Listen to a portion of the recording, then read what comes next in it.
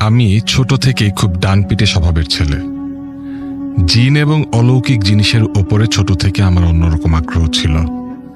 এছাড়া general line এবং মাদ্রাসায় পড়েছি বেশ কিছুদিন।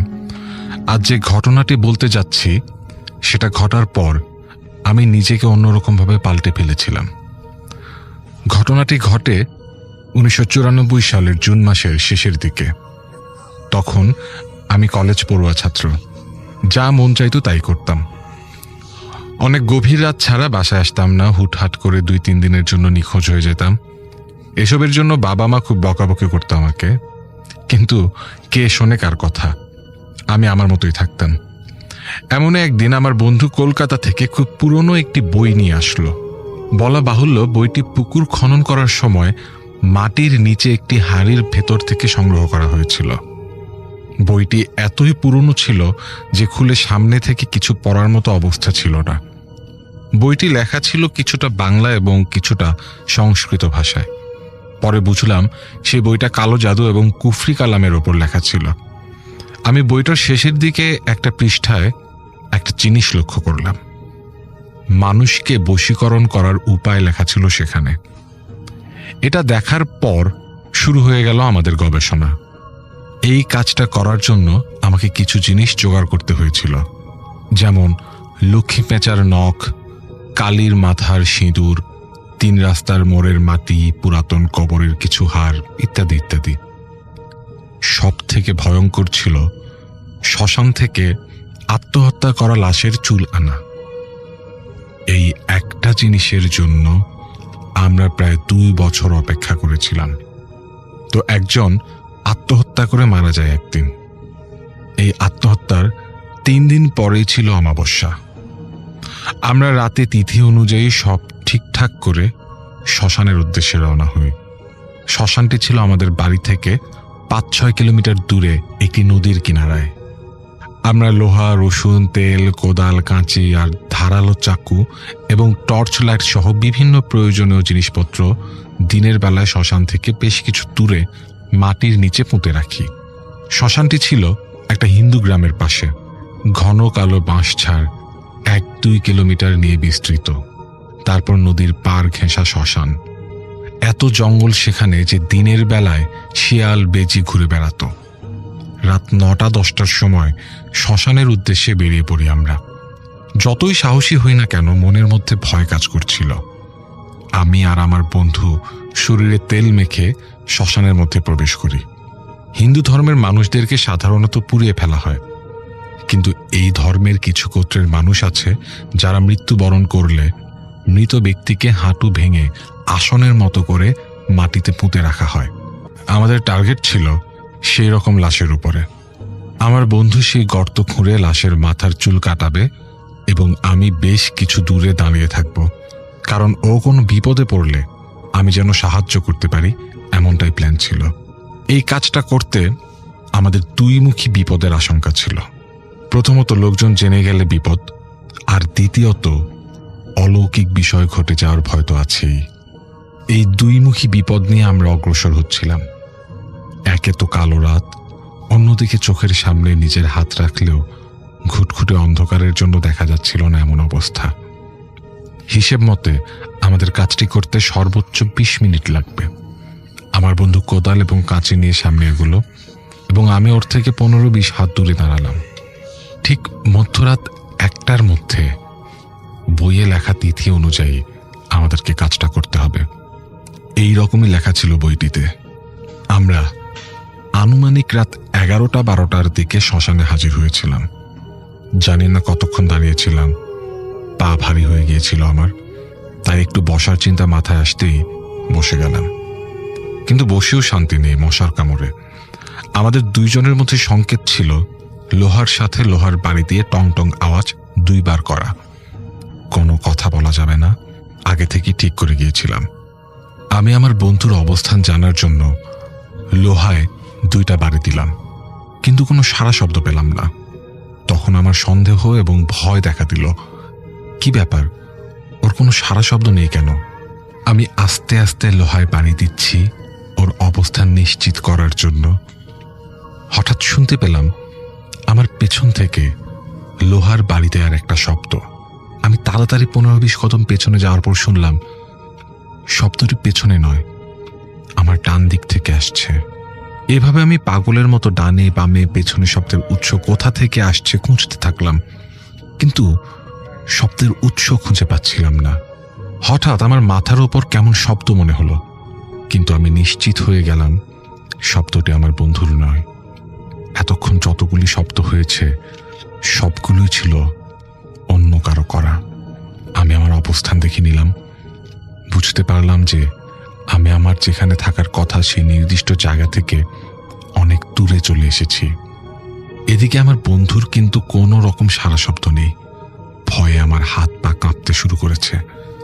লক্ষ্য করলাম আকাশের অবস্থা ভালো নয়, ঘন কালো মেঘে আকাশ ছেয়ে গেছে এবং একটু পরপর হালকা করে বিদ্যুৎ চমকাচ্ছে, সাথে গুড়গুড় শব্দ। আমি পাগলের মতো আমার বন্ধুর খোঁজ করতে লাগলাম। হঠাৎ বাম পাশের মাটিতে কোদাল চালানোর শব্দ পেলাম। বুকের মাঝে কিছুটা সাহস ফিরে পেলাম শব্দ শুনে। শব্দ উদ্দেশ্য করে আমি হাঁটতে শুরু করলাম। অবশেষে আমার বন্ধুর দেখা মিলল। এর মধ্যে হালকা বাতাস আর ঝিরঝির বৃষ্টি পড়তে শুরু করেছে। বাতাসের সাথে হওয়া বিদ্যুতের হালকা আলোয় আমি ওকে দেখতে পেলাম। মাটি কাটতে কাটতে কোমর অবধি খুনে ফেলেছে সে। হঠাৎ বাতাসের চাপ বাড়তে শুরু করলো এবং তুমুল বেগে বৃষ্টি শুরু হলো, এবং বৃষ্টিতে তার খোঁড়া গর্তে পানি ঢুকে কিভাবে যেন আমার বন্ধুর কোমর পর্যন্ত ডুবে গেল। আমি তাড়াতাড়ি কাজটি করার জন্য লোহায় লোহায় বাড়ি দিলাম, কিন্তু আমার বন্ধুর কোনো প্রতিক্রিয়া হলো না। হঠাৎ এক অদ্ভুত শব্দ আমার কানে ভেসে এলো। মাটিতে কেউ পড়ে গেলে যেমন শব্দ হয়, সেই সাথে ধস্তাধস্তির শব্দ আমার কানে এলো। আমি বুঝতে পারছিলাম না কি ঘটছে আমাদের সাথে। আমি যত দোয়া দরুদ জানি সব কিছু পড়তে শুরু করলাম। এরপর আমার সেই বন্ধুটির দিকে দৌড়ে চলে গেলাম। বিদ্যুতের হালকা আলোতে আমি দেখতে পেলাম আমার বন্ধু ওই কাদা পানি গর্তের ভেতর থেকে ওঠার চেষ্টা করছে, কিন্তু উঠতে পারছে না। কে যেন বারবার গর্তের মধ্যে ওকে টেনে নিয়ে যাচ্ছে এবং ওর শরীর, মুখে, মাথায় কাদায় একাকার হয়ে আছে। এই দৃশ্য দেখে আমি ভয়ে পাথরের মতো হয়ে গেছি। নড়তেও পারছিলাম না। মনে হচ্ছিল আমার শরীরের কোনো শক্তি নেই, মুখ দিয়ে আওয়াজ করারও কোনো শক্তি পাচ্ছিলাম না। এদিকে আমার বন্ধু ওই গর্তে ধস্তাধস্তির শব্দ শুনতে পাচ্ছিলাম পরিষ্কারভাবে। কি মনে হতেই আমি ওই গর্তে লাফ দিলাম। তারপর বন্ধুর মাথা উপরে টেনে আনলাম। ও মাথা পানি থেকে বাইরে নিয়ে এসে নিঃশ্বাস নেওয়ার চেষ্টা করতে লাগলো। ওর মুখের ওপর থেকে কাদা পরিষ্কার করার সময় হাতে চুল এসে লাগলো। আমি চুলটা টান দিয়ে ফেলে দিলাম। চুলটা ফেলে দিতেই ওকে এক টানে গর্ত থেকে বের করে আনা গেল। এরপর আমরা দুজনে অন্ধকারে ছুটতে লাগলাম হাত ধরে। কতক্ষণ দুজন ওভাবে দৌড়েছি ওই দিন বলতে পারবো না। হঠাৎ দুজনে হুড়মুড় করে কোথায় পড়ে গেলাম বুঝতে পারলাম না। শুধু এটুকুই মনে আছে যে কোনো পুকুর বা নদীর ঘাটে পড়েছিলাম। সেখান থেকে উঠে একটা গাছের নিচে শুয়ে পড়ি আমরা। দাঁড়ানোর মতো শরীরে আর কোনো শক্তি ছিল না। এভাবেই 10-15 মিনিট পর একটু স্বাভাবিক লাগলে আমার বন্ধুর দিকে পাশ ফিরে তাকিয়ে দেখি সে অজ্ঞান হয়ে মাটিতে পড়ে আছে। আমি তার চোখে মুখে পানি দিয়েও তার জ্ঞান ফেরাতে পারলাম না।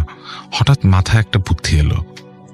ঘাসের কুচি ডগা দিয়ে ওর কানে খোঁচা দিতেই চোখে মুখে একটা আতঙ্ক নিয়ে ও উঠে বসলো। তারপর সকালের দিকে আমরা যে যার বাড়িতে ফিরলাম। বাড়িতে ফিরে কারোর সাথে কোনো কথা না বললেই গোসল করে শুয়ে পড়ি প্রচন্ড জ্বর নিয়ে। প্রায় 15-16 দিন জ্বর নিয়ে অসুস্থ ছিলাম আমরা দুজনেই সেবার।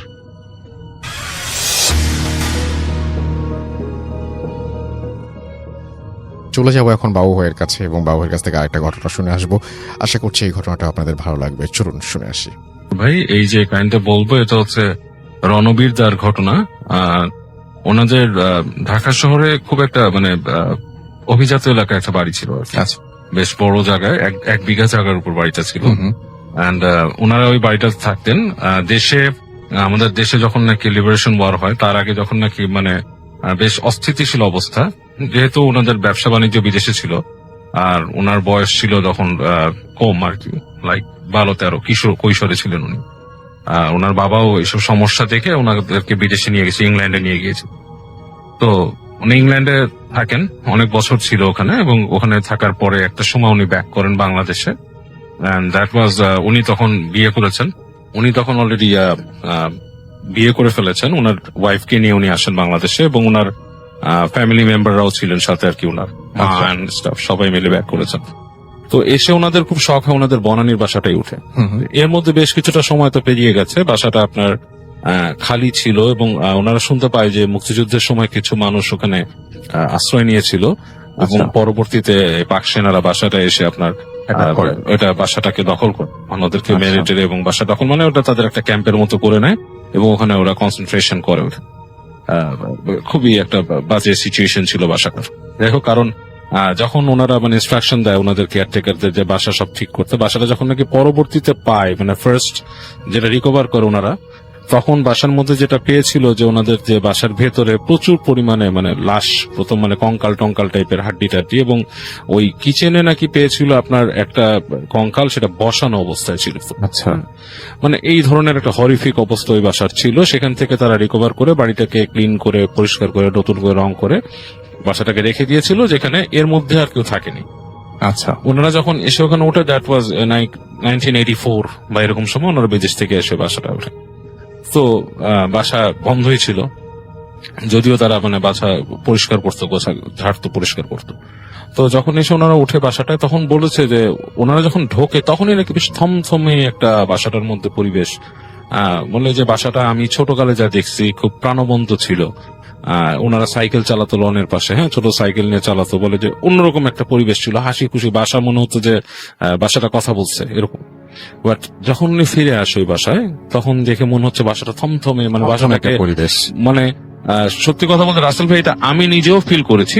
অনেক সময় অনেক বাসা একটা সময় যে মনে হয় যে বাসাও কিছু বলতে চায়, আপনি রাইট, বাড়িরও কিছু একটা ভেতরকার একটা প্রাণ জন্ম নেয় যে বাড়ি আপনাকে কিছু বলতে চায়, হাহাকার টাইপের একটা ব্যাপার। তো রণবীরটা খুব সুন্দর করে কথা বলেন, উনি ঠিক এইভাবেই আমাকে বুঝিয়েছেন ব্যাপারটা, হ্যাঁ, যে এরকম একটা ব্যাপার ওনাদের বাড়িতে উনি ফিল করেছেন আসার। মানে উনি একদমই পছন্দ করছিলেন না বাসার পরিবেশটা। উনি ইনফ্যাক্ট বলেছিলেন ওনার মাকে যে চলো আমরা কোথাও হোটেলে যাই, বা আমাদের যে গ্রামের বাড়ি আছে ওখানে চলে যাই। আচ্ছা, হ্যাঁ, মানে দেশে থাকতেই হবে, বাসা আমরা তো আরোই পাবো ইনশাল্লাহ, এটা ব্যাপার না, আমাদের আরো দু একটা জায়গা আছে যেগুলো আমরা করতে পারবো। বাট ওনার মা রাজি হননি, কারণ এই বাড়িটাই উনি ছেড়ে গিয়েছিলেন, এটাই উনি উঠতে চান। আচ্ছা, তো যাক, ওনারা বাড়িটাতে ওঠেন, ওঠার পর ওই থমথমে পরিবেশ নিয়ে বাসায় থাকেন। তো রণবিদ্যা যেটা বলেছেন যে প্রথম দিকে উনি যেটা ফিল করেন, উনি যেই বেডরুমটাতে উনি থাকতেন ছোটকালে, ওই বেডরুমটাই উনি আবার করে নিয়েছিলেন। আচ্ছা, তো প্রথম দিকে ওনার শুধু মনে হতো, ওনার ওয়াইফও বলেছেন ওনাকে যে উনি বিয়ে করেছিলেন বিদেশি আর কি। তো বলতো যে ওনার ওয়াইফ ফার্স্ট ওনাকে বলে যে রণবীর, somebody is walking, রণ বলতো আর কি ওনাকে, হ্যাঁ, রণ, somebody is walking through your passage at night, is that your mom? তোমার মা কি হাঁটে প্যাসেজে রাতের বেলা? হ্যাঁ, তো বলতেছে, উনি উঠে বলতেছে না, আম্মার তো হাঁটার কথা না, এত রাতে আম্মা হাঁটবে কেন, তুমি আম্মাকেই জিজ্ঞেস করো। হ্যাঁ, যে রাতের বেলা কি আম্মা হাঁটে নাকি, why don't you ask her, অথবা আমি জিজ্ঞেস করবো সকালে। সো পরের দিন মাকে জিজ্ঞেস করছে যে তুমি কি রাতে হাঁটো নাকি? মা বলছে না, আমি রাতে হাঁটি না, প্যাসেঞ্জে হাঁটবো কেন, তোমার রুমের সামনে দিয়ে কেন জিজ্ঞাসা করবো, মানে আমি হলে তোমার কথা বলতে ইচ্ছা হলে তোমাদেরকে ডাকবো বা কোনো একটা ব্যাপার, অকারণে হাঁটাহাঁটি কেন করবো? তো বলতেছে যে ওনার ওয়াইফ, যে কি নাম ছিল আমি সঠিক ভুলে গেছি, বলতে যে ও বলতেছে যে মানে কেউ হাঁটে, বলো হতে পারে ওর ঘুমের মধ্যে শব্দ শুনছে সে। সো বাট কয়েকদিন পরে ওনার ওয়াইফ কমপ্লেনটা আরো বেশি করা শুরু করে। আচ্ছা, যে কেউ আসলেই হাঁটে, এবং কেউ এখান থেকে হেঁটে যে ওই যে আপনার ওই কিচেনের পাশে যে অংশটা, ডাইনিং বা ডাইনিং এর সাইডে যে এক্সট্রা ট্যাপেস যে জায়গাটা থাকে, ট্যাপেস্ট্রি, ওই জায়গাটার মধ্যে কেউ যে ওখানে পানি ঢালে এন্ড কিচেনেই করে। সো উনি ওনার ওয়াইফকে বলছে, why don't you just go walk up and walk up and go and check যে আসলে কে পানি ঢালতেছে। উনি আসলে মানে সুপার ন্যাচারাল বা এইসব ব্যাপার মাথায় ঢুকে নেই, জাস্ট ওনার কাছে অস্বস্তি লাগতো। সো উনি ভাবতো যে হয়তো বাড়িটার ভেতরে এত কিছু হয়েছে, সামথিং ডিজাস্টারাস ওয়েন অন, হ্যাঁ, মানে দুঃখের ব্যাপার স্যাপার হয়েছে, হইতে পারে সেটার কিছু, বাট এরকম কিছু উনি ভাবেনি। এনিওয়েজ, ওনার ওয়াইফকে বলছে, ওনার ওয়াইফও যথারীতি একদিন এরকম নাকি স্টেপ শুনছে, এবং উনি ওই রণদাকে জাগায় নেই। সে কি করছে যে আস্তে করে উঠে গেছে, পাশ থেকে উঠে যে সে দরজাটাও খুলছে, খুলে উনি ফিল করতেছে যে somebody is walking in front, মানে দেখতে পাচ্ছে না, বাট উনি মনে হচ্ছে জাস্ট ওনার দৃষ্টির আড়ালে গেছে, এবং পাশে ওই কিচেনের পাশের ওই জায়গাটায় ঢুকছে। এখন সেও আস্তে আস্তে হেঁটে যে ওই জায়গায় ঢুকছে, এবং যখন ঢুকছে তখন ওনার কাছে মনে হলো যে কেউ একজন ওনাকে খুব শীতল স্পর্শ দিয়ে শরীরের পাশ থেকে চলে গেল। বাট কোনো মানুষ নাই এখানে। মানে উনি জাস্ট লাইক মানুষের পাস করে গেলে Feel যেটা করেছে। ঠান্ডা বাতাস ফিল করে হ্যাঁ, সেরকম, হ্যাঁ, হ্যাঁ। কিন্তু কোনো মানুষ নাই এখানে। উনি প্রচন্ড ভয় পেয়ে যায় এবং উনি তাড়াতাড়ি ফেরত আসে। ফেরত এসে উনি রণদাকে জাগায় বলে যে আমার মনে হলো এরকম এরকম। তো সে বলছে তোমার ভুল, কারণ তুমি আসছো এই বিদেশ থেকে, এসে বাংলাদেশ তোমার স্যুট করতেছে না ফার্স্ট অফ অল। দেন তুমি ইউ হ্যাভ হার্ড যে আমাদের এই ভাষার মধ্যে অনেক কিছু হয়েছে, হ্যাঁ মানে জেনোসাইড টাইপের ব্যাপার স্যাপারের অংশ হয়েছে, এখানে ক্যাম্প ছিল, তুমি এইসব শুনে ভয় পেয়েছো, দ্যাটস অল, নাথিং এলস। আর ইংলিশরা একটু মানে বেশি মানে এই সুপার ন্যাচারাল জিনিস বিশ্বাস করে। ভূত ব্যাপারটা ইংল্যান্ডের মানুষের মনে কিন্তু বেশ জায়গা করে নিছে। Right. কারণ England is a place of জিন, পুরো জিনে ভর্তি ইংল্যান্ড। তো বিশেষ করে লন্ডন সিটিটা পুরাই। Right. তো ওনাদের ভিতরে এরকম ব্যাপার, তো উনি বলে ওনার ওয়াইফকে, তো ওনার ওয়াইফ শুনে, but she became careful, say careful হয়ে যায় ব্যাপারটা। এবং উনি ওনার ওয়াইফ নাকি প্রথম হুইসপার শোনা শুরু করে বাসার ভেতরে, যে দূর থেকে কোনো শব্দ আসতেছে, কেউ কথা বলতেছে, এসব ব্যাপার স্যাপার শোনার পরে একদিন রণদা প্রথম এক্সপিরিয়েন্স করে ব্যাপারটা। রাতের বেলা ওনাদের বাসার একটা জালনার সামনে কাঁঠাল গাছ ছিল, বাট অন্ধকার ওই জায়গাটা। তো উনি ওই রাতের বেলা ওই ওই জালনা ছিল, জালনাটাকে উনি বন্ধ করতে চায়, কারণ ওনার ছিল ওই রুমটার মধ্যে উনি এয়ার কন্ডিশন চালাবে, গরম পড়ছে। উনি যখন যায় জানলাটা বন্ধ করতে, ওনার মনে হলো যে ঠিক জানলার মধ্যে কেউ হাত দিয়ে রাখছে, মানে একটা হাতের এতটুকু অংশ জানলার ভিতরে ঢুকানো। উনি কিন্তু চোখে হাতটা স্পষ্ট দেখছে আচ্ছা।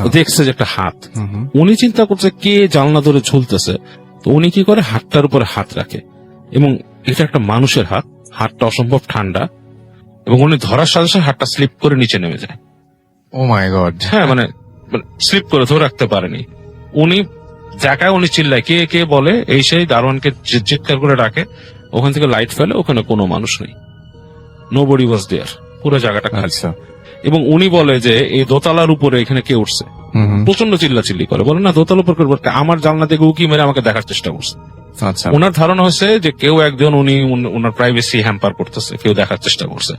And that was a female. তখন বলতেছে যে মেয়ের হাত এখানে কিভাবে উপরে এখানে। তো যাই হোক, চিল্লাচিল্লি করে উনি তখনও কিন্তু ভৌতিক ভাবে নেই ব্যাপারটা, এবং উনি পরবর্তীতে নিজেই একদিন ওই হাতটা আবার দেখছে, দ্যাট ওয়াজ লাইক জানালাটাকে এভাবে ধরে রাখছে, বাম হাত দিয়ে বাঁকা করে। জানালাটাকে বাঁকা করে ধরছে, হুম, মানে জড়িয়ে ধরার মতো। জড়িয়ে ধরছে। উনি সামনে গেছে, যে দেখছে কেউ নাই, হাতও নাই। আচ্ছা। হ্যাঁ, তখন ওনার মধ্যে জিনিসটা নিয়ে একটা মানে আর কি আতঙ্ক সৃষ্টি হয়েছে, ব্যাপারটাকে আসলেই প্যারানর্মাল কিছু। এবং থার্ড দিন রণদা যেটা করে, উনি রুমের মধ্যে ঢুকে বাসার মধ্যে থেকে বেরোয় রাতের বেলা, এবং ওটা বেরোনোর কারণ হচ্ছে উনি এরকম ফুটস্টেপ শুনে যে কেউ হাঁটে, কারণ ওনার ওয়াইফের কথাগুলো ওনার মধ্যেই ফেলতেছে। ওয়াইফ কন্টিনিউয়াসলি হুইসপার শোনা বা এরকম দেখতেছে, উনি শোনে যে পায়ের শব্দ। উনি ওই আচ্ছা। রুমের দরজা খুলে হেঁটে যায়। যখন দরজা খুলে রাসেল ভাই করিডোরে আসে, তখন থেকে কেউ নাই, বাট উনি ফুটস্টেপ শুনতেছে। হেঁটে হেঁটে যায় উনি যেখানে এন্ড আপ হয় সেটা হচ্ছে ড্রয়িং রুম, এবং ড্রয়িং রুমের মধ্যে উনি দেখে আবছা অবয়ব কেউ বসে আছে সোফাতে, অ্যাজ ইফ লাইক টেলিভিশন দেখতেছে কেউ এরকম, বা টেলিভিশন কিন্তু অন না। রুমের মধ্যে রাস্তার আলো পড়ছে হালকা জানালার কার্টেনের ফাঁক দিয়ে, মনে হচ্ছে যে কেউ একজন বসে আছে সোফায়, ভয়ঙ্কর ব্যাপার। ভয়ঙ্কর। এবং উনি ওই মুহূর্তেই ফিল করে যে রুমের টেম্পারেচার হঠাৎ করে ড্রপ করছে, অনেকখানি ড্রপ করছে, এবং উনি কিন্তু তখনই ভয় পায়। এবং ভয়ের চোটটা জিনিসটা কি রাসেল ভাই, আমার নিজেরই বুঝবাম হচ্ছে। হ্যাঁ, আমার কাছে তো ভয়ঙ্কর লাগছে ব্যাপারটা। উনি যখন হঠাৎ করে ওখানে দেখার পর না, ওনার চোখ যায় বাম দিকে, ওই কিচেনটা, তখন ওনার মনে পড়ে, ওনাকে তো বলছে এই ঘটনাগুলো, যে এই ওই কিচেনের মধ্যে একটা বসানো কঙ্কাল পাইছিল, তারা বসে আছে লাইক আসন গেড়ে বসে থাকার মতো। এবং ওনার ওইটা মনে পড়ে, সিরিয়াসলি মনে পড়ে, এবং মনে পড়ার পর উনি খুবই ফ্রিকড আউট হয়।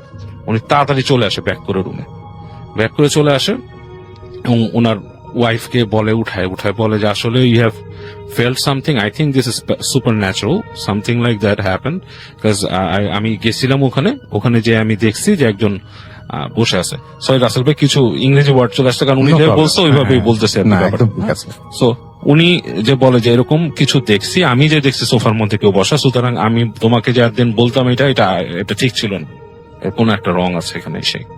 তো ফাইনালি ওনার মা, রণদার মা যেটা এক্সপিরিয়েন্স করে, ওনারা সবাই বাসার বাইরে গেছিল একটা দাওয়াতে, ওনারা করে কি ব্যাক করে আসেন, এইটা একটা এক্সপিরিয়েন্স। আর তারপরে আর একটা ভয়ঙ্কর এক্সপিরিয়েন্স যেটা বলতেছি, ওনারা বাসার বাইরে গেছিলেন, ব্যাক করে বাসার মধ্যে এসে ওনারা চলে যান ওদিকে। তো ওনার মা সামহাও কিচেনে গেছেন, কিচেনে যে দেখছে কিচেন লাইট জ্বালানোর আগে কিচেনের মধ্যে হালকা আলো পড়ে আছে, তো উনি দেখতেছে একটা ছায়া মূর্তি দাঁড়ায় আছে, লাইক জানালাটা কিচেনের জানালাটা সেটার কাছে ওখানে চলে। আর পুরানো মূলে বাড়িগুলো অনেক বড় বড় হতো রাসেল ভাই, হ্যাঁ, ওখানে দাঁড়ায় আছে। এবং যখন একটু আলো পড়ছে উনি তাকায় দেখে একটা মহিলা দাঁড়ানো, মহিলাটার মানে মুখটা মানে চুল টুল এলোমেলো ভাবে পড়া। এক সময় ওনাকে জিব্বা বের করে দেখাইছে, জিভ নাই, জিভটা কাটা। আচ্ছা আচ্ছা। আর মানে মনে হচ্ছে অস্ফুট একটা শব্দ করছে। এইটাতে ওনার মা চিৎকার করে সেন্সলেস হয়ে যায়। এখানে ওনারা আসে, এসে মাকে তখন নিয়ে যায় রুমে, ডাক্তার ডাকে। ডাক্তার জিজ্ঞেস করে কি হয়েছিল, তো উনি তখন কিছু বলতে পারে না। উনি একটা ট্রমার মধ্যে চলে যায়। খুবই স্বাভাবিক। হ্যাঁ, এবং 2 দিন পরে ওনার যখন নাকি নর্মাল উনি ধাতস্থ হয়, তখন উনি বলে যে আমি এরকম কিছু দেখছি, দেয়ার ওয়াজ সামথিং লাইক দিস। হ্যাঁ, এবং তখন উনি স্বীকার করে যে আমার প্রায় মনে হয় যে আমার রুমের আশপাশ দিয়ে কথা বলে কেউ, বাট আমি তোমাদেরকে বলি নাই যে হতেই পারে একটা বাসার মধ্যে এরকম কিছু হয়েছে। হ্যাঁ, মানে কোন একটা ব্যাপার স্যাপার মানে কিছু হয়, এটা হতেই পারে। এর জন্য আমি তোমাদের কাছে চুপ করে আছি। আমরা এখানে তো বেশি দিন থাকবো না, আমরা আসছি হয়তো 2-1 মাস থেকে চলে যাব, সামথিং লাইক দ্যাট। সো আমি জাস্ট কাউকে এটাতে প্যানিক হতে দিতে চাইনি। যেটা হয়, ওনাদের বাসাতে একটা বুয়া থাকে, বুয়া ছিল, এবং বুয়া সেগুলো গ্রাম থেকে একটা কাজের মেয়ে নিয়ে আসছিল নতুন ওনাদের কাজ করার জন্য। এই মেয়েটা একদিন রাতের বেলা বসে আছে, ওনারা তখন বিটিভির অনুষ্ঠান হতো, বিটিভি ক্লোজ হবে এই সময়। সো বিটিভির অনুষ্ঠান যখন ক্লোজ হয়ে যাবে তার একটু আগে সে হঠাৎ করে গলা মোটা করে কথা বলা শুরু করে। আচ্ছা। হ্যাঁ, মানে খুব বাজে বাজে গালি দিয়ে, মানে রণদার মাকে সবাই, যেটা একদম অসম্ভব ব্যাপার। হ্যাঁ, একদম গালি দিয়ে। এবং সে এই কথার মধ্যে সে ইংরেজি ভাষায় কথা বলে, যেটা আরো মানে অ্যাবসার্ড। এবং আমার কিন্তু বুঝলাম রাসেল ভাই, ইংরেজি ভাষায়, এবং এবং সে উর্দু ভাষায় কথা বলে। আচ্ছা। এবং ওদেরকে বলতে থাকে নিকাল যাও এরকম কথা। এরকম টাইমে আপনার হঠাৎ করে যে কোরআন তেলাওয়াত দেয় না টিভিতে, কোরআন তেলাওয়াত হয়, এটাতে সাথে সাথে মেয়েটা ফেইন্ট হয়ে পড়ে যায়, মুখ দিয়ে ফ্যান আউট দেয় তাদের। ভয়ঙ্কর ব্যাপার। এবং ওনারা হচ্ছে সনাতন ধর্মাবলম্বী, মুখ দিয়ে আসছে না কথা, এনিওয়েজ ধর্মাবলম্বী, হ্যাঁ, ধর্মাবলম্বী। ওনারা আসলে ওই সময় আসলে ব্যাপারটা করতে পারেনি, অ্যাবসর্ব করতে পারে নাই। ওনারা কথা বলেন কাকে যে এই হেল্পটা পাবে বা সামথিং লাইক দ্যাট। তখন ওনাদের মধ্যে ওনার দারোয়ান বলে যে আমরা মসজিদের হুজুর আনতে পারি মেয়েটাকে দেখার জন্য, আপনারা যদি পারমিট দেন। ওই মেয়েটা পুরো অ্যাবনর্মাল হয়ে গেছিল, কাজের মেয়ে। সে হঠাৎ রাগ করে উঠতো, তাকে নিয়ে সার্ভেন্ট কোয়ার্টারে বেঁধে রাখা হয়, এবং তাকে নিয়ে তারপর হুজুর এনে কথা বলানো হয়। হুজুরের কাছে নাকি স্বীকার করে যে সে একটা, মানে সে ফার্স্টে বলে সে একটা আত্মা, এখানে সে মানে বিভিন্ন টর্চারের মধ্যে, কিন্তু সে পাকিস্তানি আত্মা, সেই করছে অনেক কিছু আর কি। বাট হুজুর পরে ফাইন্ড আউট করে এটা একটা জিন। আপনি যেটা সবসময় হুজুর পরে ফাইন্ড আউট করে জিন, বলে যে এখানে তাকে পজেস করছে এবং তারা পছন্দ করতেছে না তোমরা যে এখানে আসছো। এখানে অনেকগুলো জিন আছে, অনেক কিছু এখানে হয়েছে, এবং এই ধরনের ইনসিডেন্ট গুলো যেখানে হয় সেখানেই এই ধরনের জিনিস খুব বেশি চলাফেরা করে। তো তোমাদের বাড়ি আমি বন্ধ করে দিতে পারি, বাট বন্ধ করার পূর্ব শর্ত হচ্ছে যে সেই জায়গাতে ধর্মীয় চর্চা হইতে হবে। হ্যাঁ, তো এখন মানে আমার ওয়েতে যদি চর্চা না হয় আমি কিছু এনশিওর করতে পারবো না। পবিত্রতা রক্ষা করতে হবে। আপনারা যেই ধর্মেরই হন, আপনারা সেই প্র্যাকটিস গুলো করেন এখানে। আচ্ছা। হ্যাঁ, মানে ইটস আপ টু ইউ, মানে আপনারা যেভাবেই সৃষ্টিকর্তাকে স্মরণ করেন সেটা সঠিকভাবে করা শুরু করেন। আর আপনাদের এখন এটাই তো, আমি এর থেকে আর কিছু বলতে পারি না, কারণ জিনিসটা টোটালি অদৃশ্য। আপনারা ফিল করতেছেন, কিন্তু এটা তো সঠিক ব্যাখ্যা আপনার। ওই সময়কার আলিমরা কিন্তু অনেক অন্যরকম ছিল রাসেল ভাই। ওনাদেরকে এটাই বুঝান যে এটা আপনারা কিন্তু কাউকে এক্সপ্লেন করতে পারবেন না, কেউ এসে আপনাকে সমাধান দিতে পারবেন না, সমাধান আপনার কাছে। তখন ওনারা বলেন যে আসলে আমরা তো যতটুকু পারি করি, বাট হুজুরকে রিকোয়েস্ট করেন যে আপনি একটু করে দিয়ে যান। তো হুজুর ওনার মতোই বাড়িটা বন্ধ করে দেন। তো ওনারা যে কয়দিন ছিলেন তখনও নাকি বাসার বাইরে অনেক উল্টাপাল্টা হতো। ওনাদেরকে বলে দিয়েছিলেন ছাদে যেতে না, নোংরা কিছু না রাখতে বাসায়, হ্যাঁ, মানে এমন কিছু গর্হিত কাজ না করতে বাসার ভেতরে যেটাতে কোন রকম পবিত্রতা নষ্ট হয়। মানুষ কিন্তু নিজের অজান্তে অনেক গর্হিত কাজ করে ফেলে, হ্যাঁ, যেমন ড্রিঙ্কস করে, এটা ওটা অনেক কিছু। বসে এরকম কিছু করবেন না যেটাতে পবিত্রতা মানে এইটাই কুফর হয়ে যাবে তখন। আচ্ছা, আমি একটা ভালো জিনিসের জন্য কাজ করলাম, সেখানে আপনি এমন কিছু করবেন যেটা নাকি কুফর হয়ে যাবে, নিষেধ করে। তো ওনারা যে কদিন ছিলেন ওই বাসা, ওনারা এমনি একটু মানুষ হিসাবে ভালো, উল্টাপাল্টা কিছু করতেন না। ওনারা থাকার পর আস্তে ধীরে ওনারা চলে যান। তো পরবর্তীতে উনি অনেক বছর পর আবার বাংলাদেশে ব্যাক করছেন। উনি এখন আছেন, ব্যবসা করেন বাংলাদেশে, এই আর কি।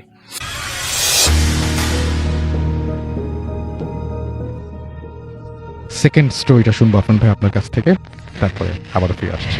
থ্যাংক ইউ রাসেল ভাই। এই ঘটনাটি আমাদেরকে যিনি পাঠিয়েছেন তার নাম মুশফিকুর রহমান সাদি। উনি পেশায় একজন সফটওয়্যার ইঞ্জিনিয়ার। ওনার অরিজিনাল বাড়ি খুলনার দৌলতপুরে, তবে উনি বর্তমানে নরসিংদী জেলার পলাশ উপজেলার ঘোড়াশাল বিদ্যুৎ কেন্দ্রের যে আবাসিক এলাকা সেখানে রয়েছেন। ঘটনাটি বেশ আগের, তবে কোন ঘটনার প্রেক্ষাপটে ওই ঘটনাটি জানা গেল সেই ঘটনাটি আগে শুরুতে শুনে আসি। তো ওনাদের যে ফ্যামিলি, অর্থাৎ ওনার নানার ফ্যামিলি, ওনারা বেশ প্রভাবশালী একটা সময় ছিলেন, কারণ ওনারা জমিদার ছিলেন পূর্বপুরুষ আর কি। তো এখন তো আর জমিদারি নাই, আর এখনো ওনার যারা আত্মীয় স্বজনরা রয়েছেন এই আত্মীয় স্বজনরা খুলনার বেশ প্রভাবশালী ব্যক্তি, বিশেষ করে ব্যবসায়িক দিক থেকে। আর এই ঘটনার সাথে জড়িত যেই ক্যারেক্টার, ওনার ছদ্মনাম ব্যবহার করব, কেননা খুলনার অনেক মানুষ ওনাদেরকে চিনে থাকবেন, যার কারণে সাদি ভাই অনুরোধ করেছেন ওনার আসল নামটা, অর্থাৎ সাদি ভাইয়ের আসল নামটা তো আমরা বলছি, কিন্তু সাদি ভাই অনুরোধ করেছেন যে সাদি ভাইয়ের আসল নামটা বললেও মেইন যে ক্যারেক্টার তার নামটা যেন আমরা ছদ্মনাম ব্যবহার করি। তবে ছদ্মনাম ব্যবহার করার ক্ষেত্রে আমরা যেই ছদ্মনামটা ব্যবহার করেছি সেটা তার মূল নামের সাথে মিল রয়েছে। তার মূল নামে শুরুতে রস্যই ই রয়েছে, আমরাও রস্যই ই দিয়েই শুরু করছি। চলুন আমরা শুরু করি। সম্পর্কে নানা হন, তাই আমরা নানা বলেই সম্বোধন করব। আমরা তার নাম দিলাম ইদ্রিস নানা। তো ইদ্রিস নানা উনি টুকটাক কবিরাজি করতেন। আসলে কবিরাজি ওনার পেশা ছিল না, উনি মূলত ব্যবসা বাণিজ্য করতেন, ওটাই তার পেশা ছিল। সময়টা 1990 সাল। গ্রাম দেয়ানা, এটা খুলনা জেলার দৌলতপুর উপজেলার একটি গ্রাম। ঘটনাটি এই সাদি ভাই ওনার মায়ের মুখ থেকে শুনেছিলেন আর কি। তো ওনার মা একদিন ওনার সেজো খালা ও তার বন্ধুদের সাথে এই নানার বাড়ির উঠোনে বসে খেলা করছিলেন, সেই 1990 সালের কথা আর কি। তো হঠাৎ কিছু লোক বাড়িতে এলো, তাদের সাথে একটি বাচ্চা ছিল, বাচ্চার মাও ছিল সাথে। বাচ্চার মা খুব কান্নাকাটি করছিল। তো তারা এসেছিল ইদ্রিস নানার কাছে। বাড়িতে এসেই তারা খুব ডাকাডাকি করছে ইদ্রিস নানাকে। তো ইদ্রিস নানা ওই সময় উনি ঘরের ভেতরেই ছিলেন। উনি বের হয়ে আসেন এবং বলেন যে কি হয়েছে বলুন আমাকে। তখন বাচ্চার মা বলেন যে এই বাচ্চাটা কয়েকদিন ধরে খুব কান্নাকাটি করছে, শরীরে কোনো বল নাই, দাঁড়াতেও পারে না, তার অবস্থা খুব খারাপ, ডাক্তারও ধরতে পারছে না কি সমস্যা, ওর অবস্থা ভালো না, দ্রুত কিছু একটা করেন। তো নানা যেটা করতেন সেটা হচ্ছে কিছু ঝাড়ফুঁক করতেন আর বিভিন্ন গাছের শেকড় বা গাছগাছরা দিয়ে যে সব ধরনের ওষুধ হয় আর কি, সেই জিনিসগুলো দিতেন আর কি। উনি তখন বাচ্চাটাকে মায়ের কোলে থাকা অবস্থাতেই দেখলেন। উনি দেখার পর ওনার ভ্রু কুঁচকে যায়, মনে হলো উনি গভীরভাবে কিছু চিন্তা করলেন, কিছু বুঝতে পেরেছেন। এরপরই ইদ্রিস নানা বললেন যে বাচ্চাটাকে মাটিতে শুইয়ে দাও। আর ওনার পরিবারের সদস্যদেরকে, অর্থাৎ ইদ্রিস নানার পরিবারের সদস্যদেরকে বললেন যে দ্রুত একটা পাটি এনে দাও, পাটির উপর বাচ্চাটাকে যেন শোয়াতে পারে। তো ওনারা পাটি এনে দিলেন, পাটি কাছেই ছিল। তো ওইটার উপরে বাচ্চাটাকে শুইয়ে দেওয়া হয়। তো ইদ্রিস নানা বললেন যে তোমরা একটু অপেক্ষা করো, আমি ঘরের ভিতর থেকে আসছি। ইদ্রিস নানা ঘরে গেলেন, ছোটখাটো কিছু উপকরণ নিয়ে আসলেন। এরপর ওই বাচ্চাটাকে সামনে রেখে ইদ্রিস নানা বিড়বিড় করে কিছু পড়ছিলেন, আর ওনার হাত দিয়ে বারবার মাথা থেকে পা পর্যন্ত বাচ্চার শরীরকে বুলিয়ে দিচ্ছিলেন হাত দিয়ে আর কি। তবে এভাবে মোটামুটি অল্প কিছুক্ষণ চলেছে আর কি, বেশিক্ষণ না। এদিকে পরিবারের সবাই, তারপরে ওই যে যারা এসেছেন আর কি, তারাও দেখছিলেন। তবে পরিবারের সদস্যদের কাছে এই ধরনের দৃশ্য নতুন কিছু ছিল না। নতুন ছিল হচ্ছে এই সাদি ভাইয়ের মা, সাদি ভাইয়ের সেজো খালা, তারপরে তার মায়ের যে বন্ধু বান্ধবরা ওই সময় ছিলেন, তাদের কাছে বিষয়গুলো নতুন লাগছে। তারা তো এই বিষয়টার সাথে ওইভাবে অভ্যস্ত না। তো যাই হোক, একটা সময় হয় কি, ওই বাচ্চাটা উঠে বসে, একদম স্বাভাবিকভাবে দাঁড়িয়ে যায়। তার চেহারায় যেই মলিনতা ছিল, যেই বিমর্ষতা ছিল, একদম সেটা স্বাভাবিক হয়ে যায়, মানে একদম সুস্থ। বাচ্চার মা, তারপরে বাচ্চার সাথে আসা আরো যে অন্যান্য আত্মীয় স্বজনরা ছিল, তারা সবাই তো খুব খুশি। বাচ্চার মা বাচ্চাকে জড়িয়ে ধরে খুশিতে সে যে কি কান্না। এরপর ইদ্রিস নানা তাদেরকে বললেন যে আপনাদের আর কোনো ভয় নাই, আপনাদের ছেলে সুস্থ হয়ে গেছে, এখন ওকে বাড়িতে নিয়ে যান। সবাই চলে যান। আর নানা কিন্তু এই কবিরাজি চিকিৎসা করে কোনো টাকা পয়সা নিতেন না, এটা তার নেয়ার নিষেধ ছিল। আর তাছাড়া নেয়ার মতো তার আর্থিক অবস্থাও কখনো হয়নি যে কবিরাজি চিকিৎসা করে টাকা নিতে হবে, কারণ এমনিতেই বংশ পরম্পরায় তাদের আর্থিক অবস্থা যথেষ্ট ভালো ছিল, যেহেতু তাদের অন্য প্রফেশন ছিল বংশ পরম্পরায়। এই জন্য কবিরাজি চিকিৎসা করে কারো কাছ থেকে টাকা পয়সা নিতেনও না, পারতপক্ষে উল্টো কাউকে দেওয়ার চেষ্টা করতেন। এমন কিছু লোক আসছে, হয়তোবা গাড়ি ভাড়াই নাই, মানে এমন একটা অবস্থা ছিল, যার কারণে মানুষের কাছে যথেষ্ট সম্মানিত ব্যক্তি ছিলেন এই ইদ্রিস নানা। তো যাই হোক, এদিকে সাদি ভাইয়ের মা এই ইদ্রিস নানাকে বলছেন যে আপনি কিভাবে এটা করলেন, কি দেখে বুঝলেন যে এটাকে কিভাবে সুস্থ করবেন? তখন ইদ্রিস নানা বললেন যে আমি তো বাইরে যাব, দাঁড়া একটু গোসল টোসল করে আসি, তারপরে বলছি তোদেরকে। এরপর নানা গোসল করে যখন বাইরে বের হয়েছেন ফ্রেশ হয়ে, সবাই তো ঘিরে ধরেছে, বিশেষ করে এই সাদি ভাইয়ের মা, সাদি ভাইয়ের সেজো খালা, আর অন্যান্য যারা ওইসব মানে এই ধরনের পরিবেশ যাদের কাছে নতুন ছিল বা এই ধরনের পরিস্থিতি যাদের কাছে নতুন ছিল। এরপর এই ইদ্রিস নানা তার হাতের একটা বৃদ্ধাঙ্গুলি দেখালেন সবাইকে, যে দেখছি সেখানে কি হয়েছে। তখন ওরা সবাই দেখলেন যে এখানে গভীর ক্ষত চিহ্ন রয়েছে, অর্থাৎ কিছু একটা কামড় দিয়েছে, দাগটা অনেক পুরনো। তখন ওনারা জিজ্ঞেস করলেন যে কে কামড়েছে। যদিও বা সাদি ভাইয়ের মা বা অন্যদের কাছে এই বিষয়টা কৌতূহলী বিষয় ছিল, কিন্তু এই ইদ্রিস নানার যে পরিবার, তার কাছে কিন্তু বা তাদের কাছে এই বিষয়টা নতুন কিছু না, অনেক পুরনো। এই গল্প তারা জানেন। মূলত এই যারা জানেন না তাদেরকে বলার উদ্দেশ্যে এই ইদ্রিস নানা বলা শুরু করলেন। বললেন যে এটা মুক্তিযুদ্ধেরও আরো আগের ঘটনা। তখন নানার বয়স 15-16 হবে। কবিরাজি শিখবেন, মানুষের চিকিৎসা করবেন, এমন একটা চিন্তা উনি লালন করছেন। পারিবারিকভাবে উনি কিছুটা শিখেছিলেন, কারণ এই ইদ্রিস নানার বাবা দাদা ওনারাও টুকিটাকি কবিরাজি জানতেন। তবে উনি একটু ভিন্ন কিছু শিখতে চাইছিলেন, সেটা হচ্ছে কালো জাদু শেখা। সেটা কিন্তু ওনার বাবা দাদা এটা কিন্তু শেখেন নাই, বা তারা এটা কখনো করেনও নাই। উনি চেয়েছিলেন যে ওনার পরিবারের সদস্যদের মধ্যে থেকে উনি একটু আলাদা হবেন। এরকম চিন্তা করা যখন শুরু করেছেন, এটা কারোর সাথে শেয়ার করেন নাই, তো উনি চিন্তা করছেন যে কার কাছে গিয়ে শেখা যায়, কার কাছে গিয়ে শেখা যায়। তখন এক তান্ত্রিকের সন্ধান পেয়ে যান, একজন হিন্দু তান্ত্রিক। তার কাছে উনি গিয়েছেন, তার কাছে গিয়ে নানার ইচ্ছার কথা বলেছেন। শুরুতেই তান্ত্রিক নানাকে ধমক দিয়ে বলেন যে তুই মুসলিম পরিবারের সন্তান হয়ে এগুলো শেখা ঠিক হবে না, তুই যা। কিন্তু নানা তো নাসরবান্দা, শিখবেনি। এক পর্যায়ে তান্ত্রিক বিরক্ত হয়ে তার হাতে থাকা লাঠি দিয়ে নানাকে ধাওয়া শুরু করছেন। নানাও পালাইছে গেছেন। পরের দিন আবার আসছে, এবারও তান্ত্রিক লাঠি নিয়ে ধাওয়া করছেন। এভাবে প্রত্যেকটা দিন তান্ত্রিককে নানা খুব ভালোভাবে বিরক্ত করা শুরু করছে। তান্ত্রিক একটা পর্যায়ে নানার অত্যাচারে অতিষ্ঠ হয়ে বলছেন যে ঠিক আছে, তুই দেখছি যে আমাকে শান্তিতে থাকতে দিবি না, আমার কাজকর্ম বন্ধ করে ফেলতেছিস তুই।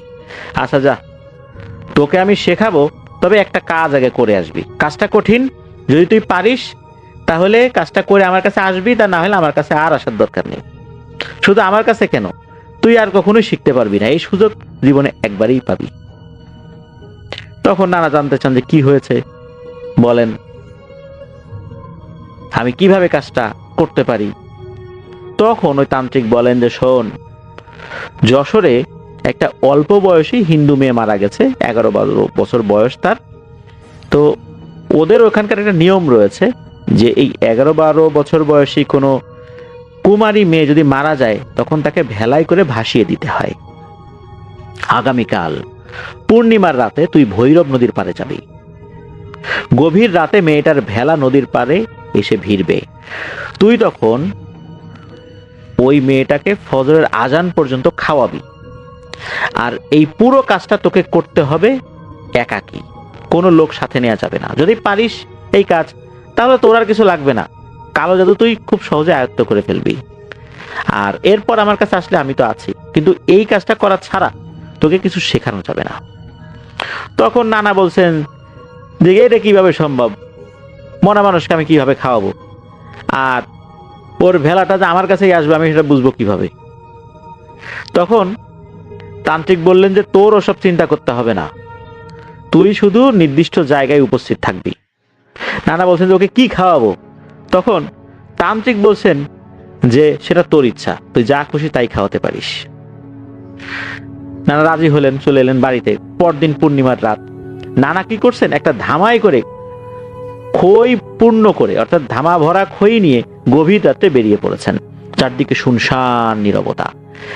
নানা রাস্তা দিয়ে না গিয়ে গ্রামের বিভিন্ন ঝোপঝাড়ের ভেতর দিয়ে যাচ্ছিলেন, যাতে করে তাকে কেউ দেখতে না পায়, কারণ গ্রামে অনেকেই হয়তোবা কোনো কারণে বাইরে বের হতে পারে, আর ডাক দেয় কে রে, কে যায়, কোন বাড়ির ছেলে, বাবার নাম কি, এগুলো কিন্তু জিজ্ঞেস করে গ্রামের লোকজন। এখন এই ধরনের উত্তর না দিলে আবার চোর চোর বা ডাকাত ডাকাত করে চিৎকার দিলে তো বিপদ, তখন তো লোকজন এসে তাকে ধরে ফেলবে। এই জন্য মূলত উনি এই ঝোপঝাড় দিয়ে যাচ্ছিলেন। আর পূর্ণিমার রাত থাকার কারণে চলতে খুব একটা সমস্যা হচ্ছিল না। চলার পথে কোনো ধরনের কোনো সমস্যা হয় নাই, কোনো প্যারানর্মাল ঘটনাও ঘটে নাই। হাঁটতে হাঁটতে উনি ঠিক ভৈরব নদীর পাড়ে পৌঁছে যান। অপেক্ষা করতে থাকেন। অপেক্ষা তো করছেন, কিন্তু অপেক্ষা আর শেষ হচ্ছে না। এর মধ্যে সে উৎপাত শুরু করেছে মশা। ভূতের ভয় ওখানে করছে না, মশার উপদ্রব এমন পরিমাণে বেড়ে যায় যে মনে হচ্ছে মশাগুলো তাকে উঁচু করে এই ভৈরব নদীতেই ফেলে দেবে। তারা সাধনা হবে না, মশার কামড়েই আজকে তার সাধনা শেষ। বিরক্ত হতে হতে একটা পর্যায়ে উনি চিন্তা করলেন, ধুর, আর মশার কামড় সহ্য হচ্ছে না, চলে যাই। উনি তখন চলে যাবেন। হঠাৎ করে তখন খেয়াল করেন দূরে সাদা কিছু একটা ভেসে আসছে বলে মনে হচ্ছে। যেহেতু বেশ ভালো আলো ছিল চতুর্দিকে, পূর্ণিমা, তাই উনি বুঝতে পারছিলেন। উনি চিন্তা করলেন, কিরে, এইটাই কি সেইটা নাকি? কৌতূহলী হয়ে আর একটু ভালো করে দেখার চেষ্টা করলেন। কিছুক্ষণ পরে বুঝলেন আসলে এটা একটা ভেলা, আর ভেলার উপর কিছু একটা আছে যেটা সাদা কাপড় দিয়ে ঢাকা, এই জন্যই দূর থেকে সাদা মনে হচ্ছিল। তখন নানা খইয়ের ধামাটা নিয়ে নদীর তীরে চলে গেলেন। নদীর তীরে কিন্তু উনি বসেছিলেন না, কিছুটা দূরে ওই ঝোপঝাড়ের ভিতরে ছিলেন আর কি। আশ্চর্যজনক ভাবে ওই ভেলাটা ঠিক নানার সামনে সেই ভেড়ে। নানা চাঁদের আলো স্পষ্ট দেখলেন যে ভেলায় সাদা কাপড়ে ঢাকা লাশের মতো কিছু একটা। নানা লাশের মুখ থেকে কাপড়টি সরিয়ে ফেলে দেখেন যে একটি মেয়ের লাশ, বয়স 10 থেকে 12-র মধ্যেই হবে। যেই না নানা কাছে গিয়েছেন, সাথে সাথে মেয়েটার চোখ বন্ধ করেই হা করেছে। নানা সাথে সাথে দেরি না করে ওই খইয়ের ধামা থেকে খই লাশের মুখের মধ্যে দিয়ে দিয়েছেন। আর এটাও বলা ছিল লাশের বুকের উপরে বসে পড়তে হবে। তো খই তো দিয়েছেন, আর খইটা কিন্তু ওই লাশ চিবিয়ে খাচ্ছে, ঠিক যেভাবে একটা জীবিত মানুষ খই চিবিয়ে খায়। নানা খুব অবাক হলেও ভয়কে উপেক্ষা করেই উনি খই খাইয়ে যেতে লাগলেন। নানা খই খাওয়াচ্ছেন লাশকে, আর লাশও খাচ্ছে। এইভাবে খাওয়াতে খাওয়াতে ধামার সব খই শেষ। এই কাজটা তো আবার ফজরের আজান পর্যন্ত করতে হবে। নানা কিছুতেই ভেবে উঠতে পারছিলেন না এখন উনি কি করবেন, খই তো শেষ, এখন উনি কি খাওয়াবেন। তখন ওই লাশটি কি করেছে, খপ করে নানার ডান হাতের বৃদ্ধাঙ্গুলি প্রচন্ড জোরে দিয়েছে এক কামড়ে, মানে কামড় দিয়েছেন। এত জোরে কামড় দিয়েছেন নানা কোনোভাবেই ছাড়াতে পারছিলেন না। মাথাটা একটু উঁচু করে আঙ্গুলে খপ করে কামড় দিয়েছে আর কি, আর কামড় দিয়ে ধরে রেখেছে, মানে কচ্ছপের কামড়ের মতো, কোনোভাবেই আর ছোটানো যাচ্ছে না। লাশের কিন্তু চোখ বন্ধ, অন্য সবকিছু, হাত পা কোনো কিছু কিন্তু নড়ছে না, মুখ নড়ছে আর একবার মাথাটা নড়ে উঠেছে। চাঁদের আলোয় নানা দেখলেন যে আঙ্গুল দিয়ে এত পরিমাণে রক্ত বের হয়েছে যে লাশের পুরো মুখ লাল হয়ে গেছে। অর্থাৎ তাকে খাওয়াতেই হবে, না হলে এই লাশটা তার রক্ত খেয়ে ফেলবে। নানা কোনোভাবে হাতটাকে ছুটিয়ে ছিটকে মাটির উপর পড়ে যান। এখন কি করবেন? ওনার তো কালো জাদু শেখা হবে না যদি এই কাজটা সম্পন্ন করতে না পারেন। ফজর আজান পর্যন্ত খাওয়াতে হবে। তখন মনে পড়ে সেই তান্ত্রিকের কথা। তান্ত্রিক বলেছেন তোর যা খুশি তাই খাওয়াবি। তখন নানা কি করেছেন, ওই নদীর পাড়ে থাকা বালু ওই ধামার মধ্যে ভর্তি করেছেন।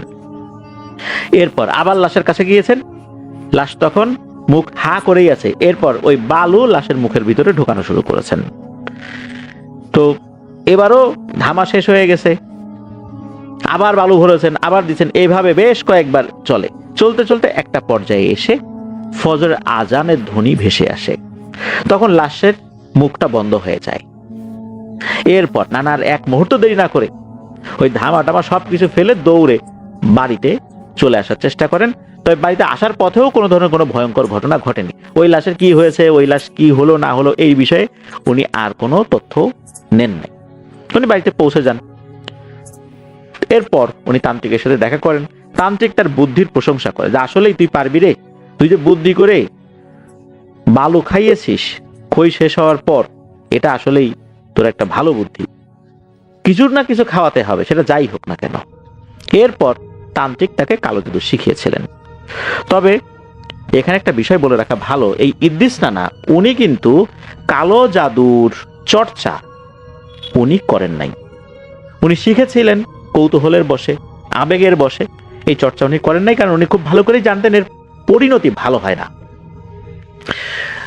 তবে উনি কখনো কখনো কালো জাদুতে আক্রান্ত কোনো ব্যক্তিকে কালো জাদু থেকে মুক্ত করার জন্য খুব ইমার্জেন্সি কেসে উনি কালো জাদুর মাধ্যমে সেই কালো জাদু কাটিয়েছেন। তবে এটা খুবই রেয়ার কেস। উনি জানতেন যে এগুলোর শেষ পরিণতি ভালো হয় না। তবে এই যে উনি এই কাজটি করলেন, তারপর কখনো কখনো উনি কালো জাদু করেছেন মানুষকে উপকারের জন্য, এর পরিণতি আসলে কি হলো? ইদ্রিস রানা কিন্তু মারা গিয়েছেন 1996 সালে। তার মৃত্যুর অল্প কিছুদিন আগে একদিন সকালবেলা ঘুম থেকে ওঠার পর তার উঠোনের পাশে থাকা একটা সফেদা গাছের নিচে দাঁড়িয়ে দাঁত ব্রাশ করছিলেন। হঠাৎ কালো একটি বড় লোমশ চাদরের মতো কিছু একটা, অর্থাৎ কোনো প্রাণীর শরীর থেকে যদি চামড়া খুলে ফেলা হয়, ধরুন যে গরুর চামড়া খুলে ফেলা হয়েছে শরীর থেকে জবাই করার পর, এটা কেমন দেখা যাবে, এরকম কোনো কিছু একটা যেটা লোমে আবৃত, এরকম কিছু একটা গাছ থেকে নেমে আসে। এটার ভিতরে কোনো প্রাণী আছে এটা বোঝা যাচ্ছে না, মনে হচ্ছে একটা চাদরের মতো। এটা নেমে এসেই নাকি নানা শরীরে জড়িয়ে যায়। নানা কোনোভাবেই সেটা শরীর থেকে ছাড়াতে পারছিলেন না। অনেক কষ্টে উনি ছাড়াতে পারেন, দৌড়ে উনি বাড়িতে চলে যান, অর্থাৎ বাসা তো পাশেই ছিল আর কি, বাড়ির পাশে। তখন উনি ওনার স্ত্রী, অন্য যারা ছিলেন বাড়ির অন্য সদস্য, তাদেরকে এই বিষয়টা বলেন। তারা সেখানে এগিয়ে এসে দেখেন সেখানে কিছুই নেই। এরপর থেকে নানা ওই সফেদা গাছের নিচে আপাদমস্তক কালো কাপড় পরিহিত কোন একটা অবয়বকে দেখতেন। দিনে রাতে সবসময় দেখতেন, কিন্তু যদি কাউকে বলতেন যে ওই দেখতো ওখানে কিছু দেখ, তোরা দেখতে পাস নাকি বা তোরা দেখিস নাকি, অন্য কেউ সেটাকে দেখতে পেত না। এরপর নানা অসুস্থ হয়ে বিছানায় পড়ে যান। ডাক্তার কবিরাজ কিছুই করতে পারেনি। মৃত্যুর 2 দিন আগে প্রচন্ড তৃষ্ণা ও ক্ষুধায় ছটফট করলে উনি কিছুই খেতে বা পান করতে পারেননি। এভাবেই 2 দিন চলার পর নানা মারা যান। নানাকে এখনো নাকি ওই এলাকার বহু মানুষ চেনে। যেহেতু ঘটনাটি প্রচারিত হলে নানাকে অনেকে চিনে ফেলবেন, এই কারণেই তার ছদ্মনামটা ব্যবহার করা হয়েছে।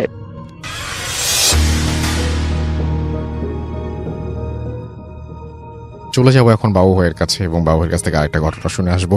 আশা করছি এই ঘটনাটা আপনাদের ভালো লাগবে। চলুন শুনে আসি। এই কাহিনীটা আমাকে রুবেল বলেছে।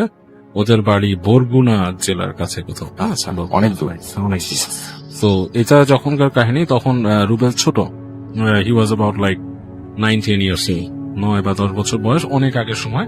তখন কমিউনিকেশন এত ভালো ছিল না, এবং এখন যেমন বরিশাল রাউটে অনেক বড় বড় মানে লঞ্চ আছে জাহাজের মতো প্রায়। তো তখন বরিশাল রাউটে এত বড় লঞ্চ ছিল না। ইট ওয়াজ লাইক কত সালের ঘটনা বলবো, আর্লি 90s বা লেট 80s, এরকম একটা সময়কার ঘটনা। মানে 80 মিড 80s এরকম হবে, হ্যাঁ, এরকম একটা সময়, 80-85 এরকম সময় আর কি একটা ঘটনা।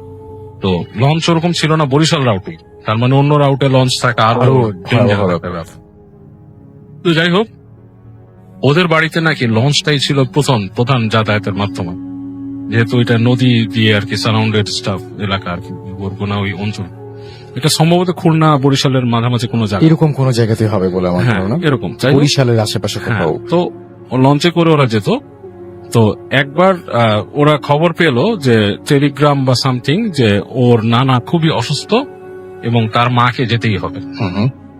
ওর বাবা সরকারি চাকরি করতো, সে একটা অফিসিয়াল ট্যুরে ছিল তখন। আচ্ছা সো এই খবর পাওয়ার পরে ওর আম্মা মানে লেট না করে ওকে নিয়ে, ওর ছিল তখন বাবা মার একমাত্র সন্তান, ওকে নিয়ে ওর মা সরাসরি বের হয়ে যায় আর কি, কিসের মধ্যে তাড়াতাড়ি বাড়ি যেতে হবে। তো ওকে নিয়ে যেটা যায় সদরঘাট।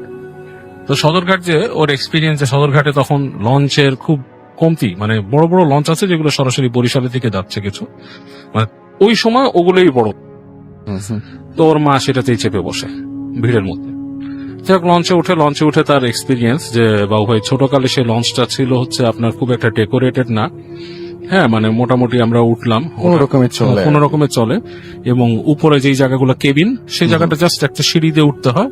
ওটার পর ডান দিকে অর্ধেক জায়গাটা কেবিনের মতো আছে কয়েকটা, আর একটা হাঁটার জন্য একটা করিডোর, আর কিছু দূর ছাউনির পরে পিছনে অনেকটা ফাঁকা জায়গা, এন্ড ফাঁকা জায়গার পরই হচ্ছে বাথরুম, হ্যাঁ, বাথরুম এন্ড গোসলখানা টাইপের একটা আছে, আর মাঝখানে একটা জায়গা যেটা ফাঁকা, যেটা দিয়ে আর কি পেছনে গেলেই নদী আছে, এরকম আছে। আর অনেকে আছে সেই যে বাথরুমের ছাদটা, ওই জায়গাটার উপরও দু একজন মানুষকে বসে থাকতে দেখছে। আচ্ছা আর একটা জায়গা হচ্ছে লঞ্চের খোলের ভেতরে নিচে যেখানে ইঞ্জিন থাকে, সেখানেও মানুষজন বসে। তো যাই হোক, ওর মা যেটা করে, ওর মার কাছে তখন খুব একটা মানে আর্থিক অবস্থা খুব ভালো ছিল না, বা ওই সময় টাকা ছিল না খুব একটা। তো ওর মা ওকে যে নিচে যে জায়গাটা আর কি ওই কেবিনের মতো যে জায়গা, ওই যে খোলা ইঞ্জিনের পাশে, হ্যাঁ, ইঞ্জিনের পাশে, যে ওই জায়গায় নিয়ে ওকে দিয়ে বসে। তো বলতেছে যে লঞ্চ ছেড়ে গেল, তখন রাত হয়ে গেল 8টা 9টা 10টা বাজছে, লঞ্চ চলছে, আমাদের ঢাকার যে বুড়িগঙ্গা ওই অঞ্চলটা পার হচ্ছে, আলো আলো, একসময় অন্ধকার হয়ে গেল, চারিপাশে মানে অন্ধকার নদী। তো বসে থাকতে থাকতে এক সময় ওর কাছে ঝিমিনো লাগলো, ও নাকি জানলা দিয়ে হাত বাড়ালেই নদীর পানিও পাচ্ছিল হাত কাছাকাছি, এরকম, আর ইঞ্জিন চলছে। এরকম একটা একঘেয়ে অবস্থা, ওর ঘুম চলে আসে। তো যখন ঘুম চলে আসে, এক সময় মানে ঘুমটা ভাঙে হালকা পানির ছিটায়, ছিটছিট বৃষ্টি হচ্ছে, এটা এসে ওর মুখে লাগছে। তো দেখে লঞ্চের ইঞ্জিনের শব্দ, ওর মা ঘুমায় আছে একপাশে, আর ওই রুমের মধ্যে যারা আছে দু একজন মানুষ, তারাও ঘুমায় আছে, তারা কেউই জাগবে না। তো হাঁটে, উঠে যায়, উঠে একটু হাঁটাহাঁটি করে, কিউরিয়াস মাইন্ড, লঞ্চের ইঞ্জিনটা দেখে, তারপর হেঁটে হেঁটে নাকি দেখে সিঁড়ি দিয়ে উপরের সামনের যে ডেকটাও খুব বেশি বড় না, ওখানে উঠে। আচ্ছা, ওখানে উঠে দেখে হালকা বৃষ্টি পড়তেছে, চিট চিট চিট বৃষ্টি। ওর কাছে খুব মজা লাগে, ছোট মানুষ, খুব মজা লাগে। সে ওই পানি হাতে নেয়, খায়, আবার হেঁটে যায় সে করে কি, কোনো মানুষ দেখে না ওইখানে। তো সিঁড়ি দিয়ে সে উপরের যে জায়গাটা কেবিন, ওইখানে উঠে যায়। আচ্ছা, তো ওইখানে উঠে ওর কাছে আরো ভালো লাগে, দেখে যে ডান দিকে কতগুলো রুম, হ্যাঁ, ওর ইচ্ছা করে যে রুমে ঢুকতে, কিন্তু দেখে যে রুমের মধ্যে মানুষ আছে, দু একজন ঘুমাচ্ছে, এবং অনেকগুলার বাতি নিভানো আর কি, বাতি নেই। আচ্ছা, তো করিডোর দিয়ে হেঁটে যাচ্ছে, হেঁটে দেখছে যে অন্ধকার, নদীর দূরের কোথাও দেখা যায় না, পাড়ও দেখা যাচ্ছে না, অনেক দূর দূরান্তে পাড়গুলা। তো হেঁটে যখন সে পেছন দিকে গেছে, তো দেখে যে কিছু বাচ্চাদের সাউন্ড পাচ্ছে, মানে কোলাহল টাইপের, মানে কিছু বাচ্চা খেলতেছে এরকম কিছু। তো যাই যে দেখে যে কয়েকটা বাচ্চা দৌড়াদৌড়ি খেলতেছে। অন্ধকার, লঞ্চের ওখান থেকে আলো ওখানে আসে না, শুধু বোঝা যাচ্ছে বাচ্চা কয়েকটা খেলতেছে। হালকা পানি পিছলা মানে জায়গা, পানি ছপছপ পড়তেছে, এর মধ্যে কয়েকটা বাচ্চা খেলতেছে, ওর মতোই বয়স হবে কয়েক, পুরা ভিজা। এবং ও যখন যায়, তো বাচ্চাগুলো থেমে দাঁড়ায়, এটাকে থেমে দাঁড়ায়। ও বলে যে তোমরা কি করো, তোরা কোনো উত্তর দেয় না, ওরা খেলা শুরু করে। ও ওদের সাথে ওরকম দৌড়াদৌড়ি একটা খেলার মধ্যে পার্টিসিপেট করা শুরু করে। ওর খেয়াল নাই যে ও ভিজে গেছে, হ্যাঁ, ওই হালকা বৃষ্টির পানি, এবং এসে সে ভিজে গেছে একসময়। তো মজার ব্যাপার হচ্ছে, ওখানে বাচ্চার সংখ্যা ও অ্যাকুরেটলি বলতে পারে নাই কয়জন বাচ্চা ছিল, ঠিক আছে। এরকম বাচ্চাদের মধ্যে দেখলো যে ওদের খেলার প্যাটার্নটা এরকম হলো যে ওইখানে যে একটা ছোট সিঁড়ি আছে, এটা দিয়ে তারা উঠে যাচ্ছে, ক্লাইম করে উঠে যাচ্ছে, উঠে সেই বাথরুমের যে ছাদটা, সেটার পর উঠে মনে পেছন দিকে লাফ দিয়ে পড়তেছে, এরকম একটা প্যাটার্ন। আবার এদের মধ্যে দু একজন দৌড় দিয়ে যে ওই বাথরুমের মাঝখান দিয়ে যে ফাঁকা জায়গাটা, ওখানে লাফ দিয়ে পিছনে পড়তেছে। খেলার মধ্যে একসময় এই প্যাটার্ন শুরু হলো।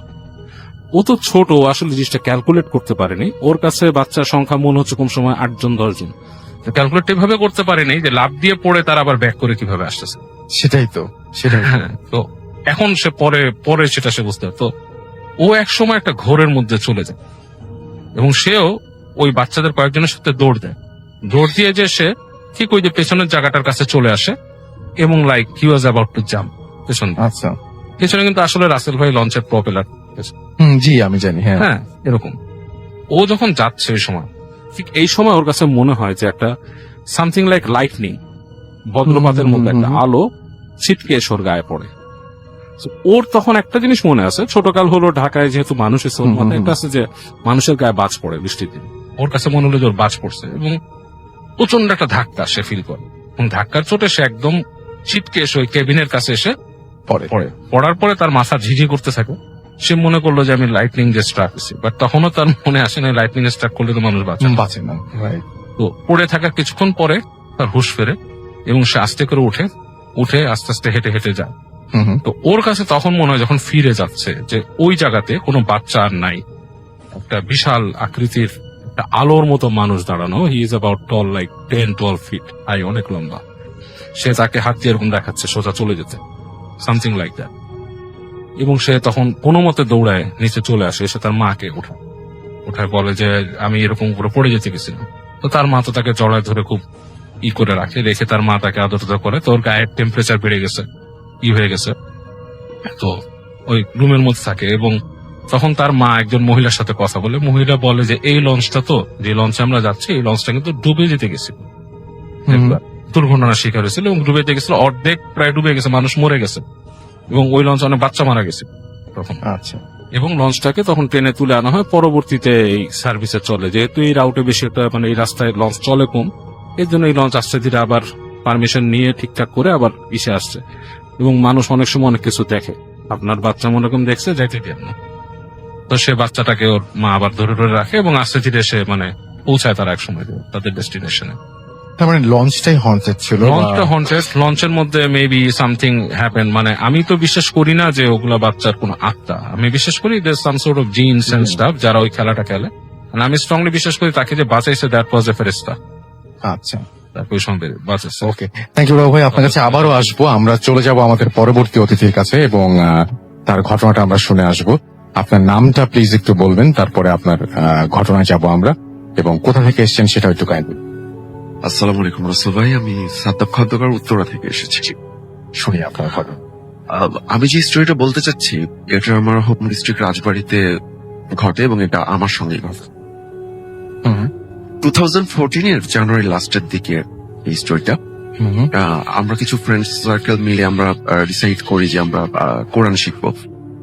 তো সেটার জন্য আমরা আমাদের এলাকার মাদ্রাসার একজন হুজুর ছিল, আমরা কাছে যাই এবং আমরা সবাই মিলে বলি যে হুজুর আমরা আসলে কোরআন শিখবো আপনার কাছে, সো আপনি কি বলেন? তো উনি বলল যে ঠিক আছে, কোনো প্রবলেম নেই, এটা তো ভালো কথা, তোমরা সবাই মিলে যেহেতু আসছো 10-15 জন হবা, তোমরা সন্ধ্যার সময় এসে প্রতিদিন আমার কাছে শিখে যেও। আচ্ছা। তো ব্যাস সেরকমটাই হয়, আমরা হুজুরের কাছে যেতে থাকি। তো এরপর একদিন মাদ্রাসা থেকে আমরা বাসায় ফিরেছি। তো বাসায় ফিরে আমি আমার রুমে গিয়ে ওদিন ঘুমিয়েছি। তো ঘুমের মধ্যে রাত 2টো থেকে 2:30 হবে, আমি একটা স্বপ্ন দেখি যে আমি একটা সাপ নিয়ে খেলা করছি।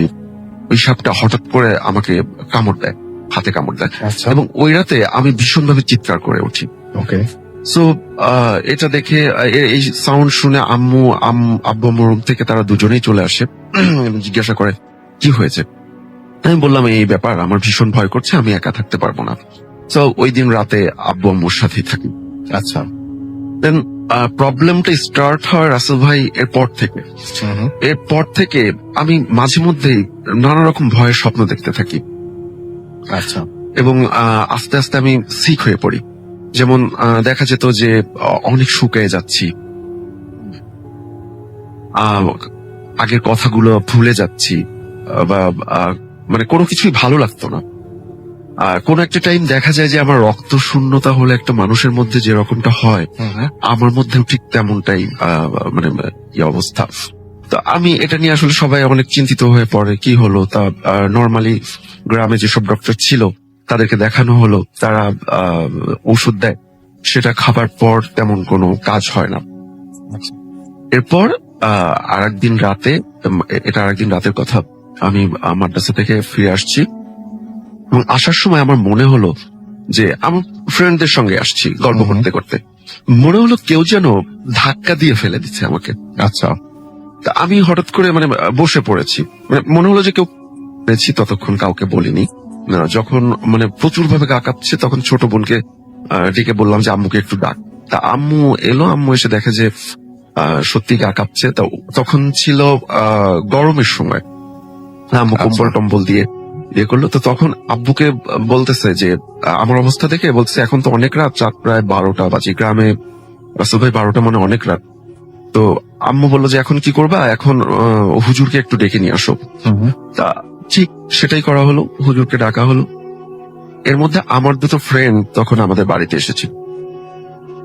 ওরা বসে আম্মুকে নানাভাবে বোঝাচ্ছে যে প্রবলেম হবে না, এবং কোনো একটা টাইম আমার এক ফ্রেন্ড বললো যে আন্টি ওকে তো আসলে ডক্টর দেখাইছেন, তো ডক্টরের যেহেতু কোনো কাজ হচ্ছে না, ওকে একটু ভালো একটা হুজুর দেখান। আচ্ছা আম্মু বললো যে ঠিক আছে, যেহেতু তোদের মাদ্রাসার হুজুরকে বলা হয়েছে, উনি আসুক, দেখি কি বলে। এর মধ্যে রাসেল ভাই আমার যে প্রবলেম গুলো বেশি পেলাম, কেউ একজন ধরে আব্বুর রুমে নিয়ে গেছে, আব্বু রুমে নিয়ে গেছে। তো ওখানে যাই, যাওয়ার পর কখন হুজুর আসে বলতে পারবো না, জাস্ট পেছন থেকে কেউ একজন আমার মাথা চেপে ধরে, তখন আমি লাফাই উঠি। মানে আমি আসলে নর্মাল তখন হই, তো দেখলাম যে হুজুর পিছন থেকে আমার মাথা চেপে ধরে দোয়া পড়ে মাথায় ফু দিচ্ছে। আমাকে বলছে নর্মালি যে কি ব্যাপার, তুই মাত্র পড়ে আসলি, একটু কিছুক্ষণ আগেই তো পড়ে আসলি, তখন তো কোনো প্রবলেম দেখলাম না, এখন কি হয়েছে? তা উনি কিছু সূরা পড়ে ফু দেয় এবং আব্বুকে ডেকে নিয়ে আব্বুকে বললো যে ভাই ওকে তো আসলে ডাক্তার দেখাইছেন, যেহেতু প্রবলেম হচ্ছে না, তোকে ভালো একটা হুজুর দেখান। উনি একটা হুজুরের সন্ধান দেন, তার বাসা ছিল হচ্ছে মাগুরাতে। আচ্ছা তো সেটাই করা হলো, হুজুরকে ফোন করা হলো, উনি নাম্বার দিয়েছিলেন। ফোন করার পর উনি বললো যে আমি তো আসলে অসুস্থ, আমি যদি সুস্থ না হয় আমি রোগী কিভাবে দেখবো, তো ওকে আপনারা যেটা করবেন আমার এখানে একটু নিয়ে আসেন। ওনার ওখানে একদিন গেলাম, ওনার ওখানে যাওয়ার পর উনি যাওয়ার সময় আমাকে বলেছিলেন যে বাড়ির মাটি নিয়ে আসার জন্য, উঠানের মাটি। সেটাই করা হলো। উনি বললো যে ঠিক আছে, আজকে আপনারা চলে যান, আমি আগামীকালকে রিপোর্ট দিব। সো আমরা চলে আসি, এবং তার পরদিন উনি ফোনে যেটা বলেন, আম্মুকে জাস্ট বলছে যে আপনার বাড়িতে তো আগুন জ্বলছে। আম্মু বললো মানে? তা বলছে যে ওর তো ব্ল্যাক ম্যাজিক করা, বাড়িতে অনেকগুলা তাবিজ মাটিতে ইয়ে করা আছে। আচ্ছা তখন আম্মু বলছে যে ওকে ব্ল্যাক ম্যাজিক কে করবে? তা উনি বললো যে এত কথা তো আমি এখন বলতে পারবো না, এখন যতটুকু রিপোর্ট আমার কাছে আছে আমি ততটুকুই বললাম। ভালো কথা, হুজুরকে বলা হলো যে আপনি আসেন, আপনি এসে ট্রিটমেন্ট করেন। হুজুর বললো আমার লেট হবে, আমি একটু সুস্থ হয়ে তারপরে আসি। এর মধ্যে প্রতিটা দিন যায় আর আমার অবস্থা ভীষণ ভাবে খারাপ হয়। তো যদিও তার হুজুর দেখানো হয়েছে, তারপর আসলে ফ্যামিলি থেকে কেউ এই ব্ল্যাক ম্যাজিক বা এইগুলা কেউ বিলিভ করতো না। তো সেই আচ্ছা। সূত্রে আর আমার কাজিন আব্বুকে ফোন করে বলে যে ওকে একটু ঢাকাতে নিয়ে আসেন, ঢাকাতে ওকে একটু ভালো ডাক্তার দেখাই। তো ব্যাস ঢাকাতে আনা হলো। ঢাকাতে আনার পর অনেক মানে যে ইয়েগুলো ছিল, চেক আপ গুলো ছিল, সবকিছু করা হলো, গুলো করলেন হ্যাঁ, আপনি? সব টেস্ট করলাম এবং কোনো কিছুতেই প্রবলেম দেখাচ্ছিল না। হার্টবিট ইকো করা হলো, নানা রকম টেস্ট মানে যেগুলো বেসিক করে সেই সমস্ত তো কোনো কিছু দেখাচ্ছিল না। ডক্টর বললো যে ও হয়তো বা রাত জাগে, হ্যাঁ। ফোন টিপাটিপি করতেই পারে, রাত জাগার কারণে এই প্রবলেম গুলো হতে পারে। তো কিছু ঘুমের ওষুধ দিয়ে দিল এবং আদার্স ওষুধগুলো দিয়ে মেডিসিন গুলো দেয়। তো সেগুলো আমি বাসায় গিয়ে খাই, আবার রাজবাড়িতে ব্যাক করি, বাসায় গিয়ে খাই। আমার তাতেও কোনো কাজ হচ্ছিল না। আচ্ছা প্রবলেম গুলো যেন দিনের পর দিন বেড়ে যাচ্ছে। এরপর রাসুল ভাই যেটা হয়, যে আমার নামাজের প্রতি ভীষণ ভাবে আগ্রহটা বেড়ে যায়। একটা দিন মনে হতো যে না, এক ওয়াক্ত নামাজ ছেড়ে দিলে মানে নিজের কাছে ভীষণ খারাপ লাগতো। সো ডক্টরের ওষুধ খাবার পর যেহেতু কাজ করছিল না, তখন আম্মু আবার বলল যে আচ্ছা ওকে আবার হুজুরের কাছে একটু নিয়ে যাই। তা আব্বু বলছিল যে ঠিক আছে, কথা বলে দেখো। তো হুজুর আসলে তখনও সুস্থ হয়েছিল কিনা আমরা জানতাম না। তো বেশ কিছুদিন পরে হুজুরকে আবার ফোন করা হলো। হুজুর বললো আমি তো ঢাকাতে রুগী দেখার জন্য আসছি, আমি একবারে ঢাকা থেকে যাবার পথে ওকে দেখে যাব। দেন ওনার জন্য ওয়েট করতে করতে উনি শুধু ডেট দিচ্ছে, আজ না কাল পরশু। তা আমার এক একটা দিন আস্তে আস্তে ভীষণ ভাবে ইয়ে হচ্ছে। এরপর আব্বু এসে বলল যে আসলে আমাদের এলাকার বাইরে আরেকটা গ্রামে একটা মহিলা আছে, ওনার ঘাড়ে নাকি জিন এসে বসে এবং উনি নাকি বলতে পারে। সো আমরা ওনাকে না দেখাই, মানে ওনার কাছ থেকে ট্রিটমেন্ট না নেই, আমরা জিজ্ঞেস করে আসি যে কি প্রবলেম, কি দেখি ওনার এই হুজুরের সঙ্গে ওনারটা মিলে কিনা। তো সেটাই করা হলো। ওনার কাছে গেলাম, যাবার পর ওই মহিলাটা বলছিল যে যতদূর জানতাম যে উনি নাকি না দেখেই নাম বলে দিতে পারে, নতুন আচ্ছা। কোন রোগী যদি চায় না দেখেই নামটা বলে দিতে পারে। আম্মু আমাকে বারবার বলছিল যে তুই নাম বলবি না। তো ব্যাস সেরকমটাই আমি যখন যাই, ওনার বাসার সামনে অনেক রোগী ছিল। তো তার মধ্য থেকে ফার্স্ট একজনকে ডাকলো, সেকেন্ড আমাকে ডাকলো যে সাদ্দাম ভিতরে আয়। তো আম্মু তো আসলে অবাক। তো ভিতরে গেলাম, তা আম্মু বলছিল যে ও একা যাবে না, আমিও যাব। তো তখন আম্মুকেও যেতে বললো। তো বলার পর বলছে যে কি হয়েছে, আম্মু বলছে যে কি হয়েছে সেটাই যদি জানবো তাহলে আপনার কাছে কেন আসবো, আপনি বলেন কি হয়েছে। তো উনি বলল যে কিছুক্ষণ বললো যে ঠিক আছে চোখ বন্ধ কর। তো চোখ বন্ধ করা হলো, বললো যে ওর তো ব্ল্যাক ম্যাজিক করা। আম্মু বললো কি কথা বলছেন? সেম। আম্মু বললো যে ওকে ব্ল্যাক ম্যাজিক কে করবে। তা বললো যে ওর, আমি যাই হোক আমি নামটা হাইড করে যাচ্ছি। তা বললো যে আমি এত কথা তো তোকে বলতে পারবো না, আমি যেটা জানি শুধু সেটাই বললাম, এখন বিশ্বাস করা না করা সেটা সম্পূর্ণ তোর উপরে ডিপেন্ড করে। তো সেটাই বললো যে ঠিক আছে। আম্মু তখন আবার বললো যে তাহলে যেহেতু ওর ব্ল্যাক ম্যাজিক করা, তা আপনি ট্রিটমেন্টটা করেন। তো বললো যে আমি এখন ট্রিটমেন্ট করতে পারবো না, ওর ব্লাডের সঙ্গে জিনিসটা মিশে গেছে, আর কি মিশে গেছে জানি না। তো ওকে, ওর এখন প্রবলেমটা অনেক বেশি, আরো আগে কেন আসিসনি। আম্মু বললো যে জানি না, যার কারণে আসতে পারিনি। তো বললো ঠিক আছে তাহলে আজকে যেটা করবি, আগরবাতি আর গোলাপ জল বাসায় নিয়ে ছিটায় রাখবি, আমরা রাতে যাবে, মানে রাতে আমরা যাব, মানে ওনাদের ও যে একটা গ্রুপ আছে জিনের, ওনারা আসবে দেখতে। আচ্ছা, তো সেরকমটাই করা হলো। আর আমাকে বলে দিল যে রাতে ভয় পাস না, যদি কিছু দেখিস মানুষের মতোই ভয় পাস না, এমনও হতে পারে যে তোকে বিছানা থেকে ফ্লোরে নামিয়ে দেওয়া হয়েছে। তো সেটাই করা হলো। আমি আসলে অজু করে গোলাপ পানি ছিটিয়ে এসে ঘুমলাম, এবং নিজের কাছে আসলে ভয় লাগছিল। তারপর কখন যেন ঘুমিয়ে গেছে। হঠাৎ করে রাত তখন 3টা বা 3:30 মতো বাজবে এমনটা। একটা জিনিস স্কিপ করে গেছে, উনি বলেছিল যে তোর বাসায় যখন যাব তখন একটা সাউন্ড করে যাব। তো আচ্ছা। ভালো কথা, তার কথা মতোই রাত্রে এসে ঘুমলাম, এবং হঠাৎ করে রাত 3টা থেকে 3:30টার মধ্যে একটা সাউন্ড হয় রাসেল ভাই, যেটা শুনে আমার ছোট বোন তার রুম থেকে, মানে ছোট বোনের রুমেই সাউন্ডটা হয়, ও দৌড়ে গিয়ে আব্বু আম্মুর রুমে চলে যায় আচ্ছা, এবং গিয়ে ডেকে তোলে। তো তোলার পর আব্বুও তখন বের হচ্ছিল না, বললো ওকে, ও যতদূর লাস্টে শুনেছে ওকে বলেছিল যে চুপ মেরে শুয়ে থাক, ওঠার দরকার নেই। তো এরপর হচ্ছে ইয়ে হয়, আমি কখন যেন 4টার দিকে 4:30টার দিকে আমার ঘুম ভেঙে যায়। ওয়াশরুমে যাবো তেমন টাইমে আব্বুকে বললাম, তো আব্বু বলছিল যে আর একটু পরে যা, তোকে তো উঠতে নিষেধ করেছে। তো আমি বললাম যে না, আমার ওয়াশরুম পেয়েছে, আমি ওয়াশরুমে যাব। তো সেটাই করা হলো, আমাকে নিয়ে ওয়াশরুমে নিয়ে গেল, এবং ওয়াশরুম থেকে যখন আবার বাড়িতে ভিতরে ঢুকি, ওই দিন রাতটা কোনোভাবে চলে যায়।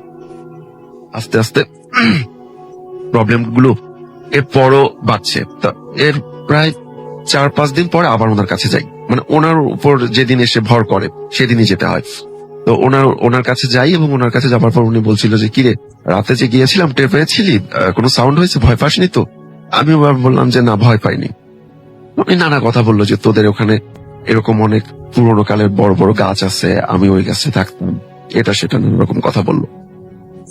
তো ওনার কথাগুলোতে রাসেল ভাই অনেক কিছু বিশ্বাস হয়, আমি জানি না ওনার কাছে কিছু আদেও আছে কিনা। উনি যে কথাগুলো বলেছে, কথাগুলো অনেকটাই সত্যি। একদিন এমন হয়েছে, ওনার কথাগুলো শোনার পর আমার কাছে আসলে এই প্যারানর্মাল ব্যাপারগুলো বা এই জিনগুলো নিয়ে অনেক চিন্তা ভাবনা করতাম। তো একদিন নিজেই মনে মনে ভাবছি যে জিন জাতি নাকি মিষ্টি খেতে পছন্দ করে। তা 5টা মিষ্টি আমি ওই ফ্রিজ থেকে নিয়ে একটা প্লেটে করে রেখে বিছানার কাছে রেখে দিয়েছে, আর মনে মনে ভাবছি ওরা এসে খেয়ে যায়। এরপর দিন উনি বলছে যে 4-5টা মিষ্টি থেকে আমাদের হয়, যদি খাওয়াইতেই চাস তাহলে বস্তা বস্তা মিষ্টি এনে খাওয়াবি। আমি জানি না, এটা এরপর থেকে ওনার কোন ট্রিটমেন্টে আসলে আমার কাজ হচ্ছিল না। উনি বলছিল বাট আমার কাজ হচ্ছিল না।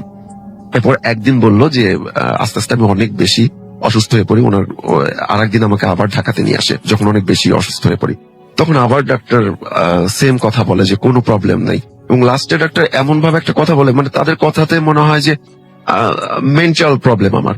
আচ্ছা, তো শুধু তারা ঘুমের ওষুধই দেয়, যেহেতু কোনো কিছু ধরা পড়ছে না। কোনো একটা টাইমে আব্বু আমার প্রবলেম গুলো দেখে চিন্তা ভাবনা করো ড্রাগ অ্যাডিক্টেড হয়ে গেল কিনা।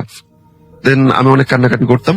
একদিন শুক্রবার উনি বলল যে তোদের বাসায় যাব আজকে আবার ওইগুলা উঠাতে হবে, যেগুলা তাবিজ মাটি পোতা আছে ওইগুলা উঠাতে হবে। তো ফাইন, সেটাই করা হলো। বাট বললো যে উঠানো হয়ে গেছে, বাট এরপর আমার আর কোনো কাজই হয় নাই। এরপর একদিন হুজুরকে বলা হয়, ওই হুজুরকে ফোন দেই, ওই হুজুর বললো যে ঠিক আছে, আমি আবার মাগুরাতে চলে আসছি, আমি কিছুদিন পরে আসছি। তা আমি ভীষণ কান্নাকাটি করি যে আপনার কত টাকা লাগবে, আপনাকে আমি গাড়ি পাঠিয়ে দিচ্ছি, আপনি গাড়িতে করে এসে আমি ট্রিটমেন্ট করে যান। তো উনি আমার কান্নাকাটি শুনে উনি বললো ঠিক আছে তোমাদের বাসার অ্যাড্রেসটা বলো। অ্যাড্রেস বললাম, উনি আসলো এবং উনি আসার পরে আমার রুমে ঢুকলো, একটা মানে বললো যে 7টা কাঁচের প্লেট নিয়ে আসার জন্য। তো তাই করা হলে উনি কাঁচের প্লেটের উপর তদবির লিখলেন আর বললেন যে এই পানিগুলো খেয়ে ফেলবি প্রতিদিন সকালবেলা। এবং উনি নামাজের জন্য বললো যে আমি নামাজ পড়বো, এই রুম থেকে সবাই বের হয়ে যাও এবং সমস্ত লাইট অফ করে দাও। সেটাই করা হলো। হঠাৎ করে উনি নামাজ পড়ছেন, অল্প কিছুক্ষণের মধ্যেই মানে উনি গঙ্গায় উঠলেন ভীষণভাবে এবং আমার নাম ধরে ডাকছে। তো কিছুক্ষণ পর ওনার রুমে গেলাম, গিয়ে দেখি যে লাইট জ্বালালাম, গিয়ে দেখি যে ওনার হাত গুলা সব বাঁকা বাঁকা হয়ে আছে। তো আমি বললাম হুজুর আমি টেনে দেই। তো উনি বললো যে না, আমাকে টাচ করো না, টাচ করলে প্রবলেম হবে। তো তোমার আব্বু এবং ফার্স্টে বললো তোমার আব্বুকে ডাকো। আব্বুকে ডাকলাম, বললো যে যদি কিছু পাওয়া যায় তাহলে কে তুলবে। তো আব্বু ছিল আর ভাইয়া ছিল। সে বললো যে ঠিক আছে, আমি একটা শাবল আনেন আর একটা ঝুড়ি আনেন, ময়লা ঝুড়ি। সেটাই করা হলো এবং তারা খুঁজতে গেল। হুজুর যেটা করলো সেটা হচ্ছে উনি অনেক দূর থেকে একটা আয়না নিল এবং আয়না নেবার পর বললো যে কেউ লাইট মারবেন না এবং আব্বুদেরকে বললো যে আপনারা গিয়ে ওই শাবল দিয়ে খুঁড়তে থাকেন, আমি যেখানটায় বলবো। উনি প্রায় 7 থেকে 8 হাত দূরে ছিল। উনি অত দূর থেকে উল্টা দিকে ঘুরে আয়নার দিকে তাকিয়ে বলছে এখানটাতে ঘুরেন। তারপর বললো যে টিউবওয়েলের সামনে ঘুরেন। তারপর বললো যে ওয়াশরুমের সামনে ঘুরেন। ঘোরা হলো এবং 3 জায়গা থেকে প্রায় সেম 1 হাত করে ঘোরা হলো। তো বললো যে এই তাবিজ এই মাটিগুলো আপনারা খোঁজেন এবং বিশ্বস্ত লোকজন দিয়ে খোঁজেন। সেটা করানো হলো এবং খুঁজতে ফার্স্টে যেটা পাওয়া গেল সেটা হচ্ছে একটা শামুকটা টেপ দিয়ে মোড়ানো ছিল এবং সেকেন্ড যেটা আম্মু পেলো সেটা হচ্ছে একটা তাবিজ, যমজ তাবিজ, সেটাও টেপ দিয়ে সেটা পলিথিন দিয়ে মোড়ানো ছিল এবং তারপরেও আরেকটা থেকে আরেকটা তাবিজ পাওয়া গেল এবং শামুকের মুখ খুলে দেখা গেল যে শামুকের মধ্যে যেটা পাওয়া গেল সেটা হচ্ছে আপনার একটা পশুর চামড়া। আর একটা তাবিজ মধ্যে থেকে যেটা পেলাম সেটা হচ্ছে আমারই কোন একটা শার্টের সুতা, সেটা 3টা গিট দেয়া। এবং থার্ড যেটা পাওয়া গেল সেটা হচ্ছে একটা গাছ 3 খণ্ড করে কাটা। তো গাছটা শুকায় গেছে। তো হুজুর তখন বলল যে এই তো ওর অবস্থা, এই গাছটা যদি শুকিয়ে যেত তাহলে হয়তো মারা যেত এবং আপনাদের 3 জনকে মিলেই ব্ল্যাক ম্যাজিকটা করা। এরপর রাসেল ভাই আস্তে আস্তে আমি অনেকটা সুস্থ হই। এখনো কিছু প্রবলেম আছে, অনেকটাই বেটার এখন। অনেক ধন্যবাদ আপনাকে আপনার ঘটনার জন্য। আমরা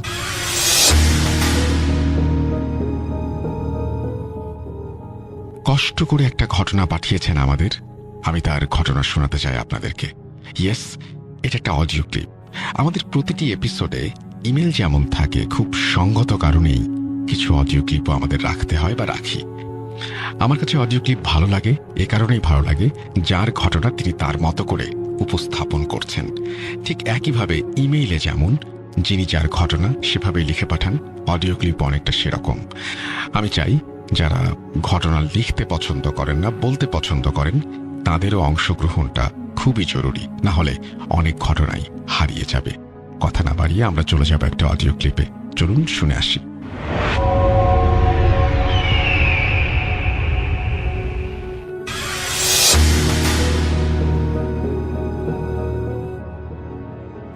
হ্যালো রাসেল ভাই, আসসালামু আলাইকুম। আশা করি আপনি ভালো আছেন আর ভালোর দলে আছেন।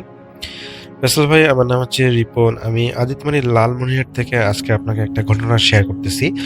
আশা করি এই ঘটনাটা আজকে আপনার অনেক ভালো লাগবে।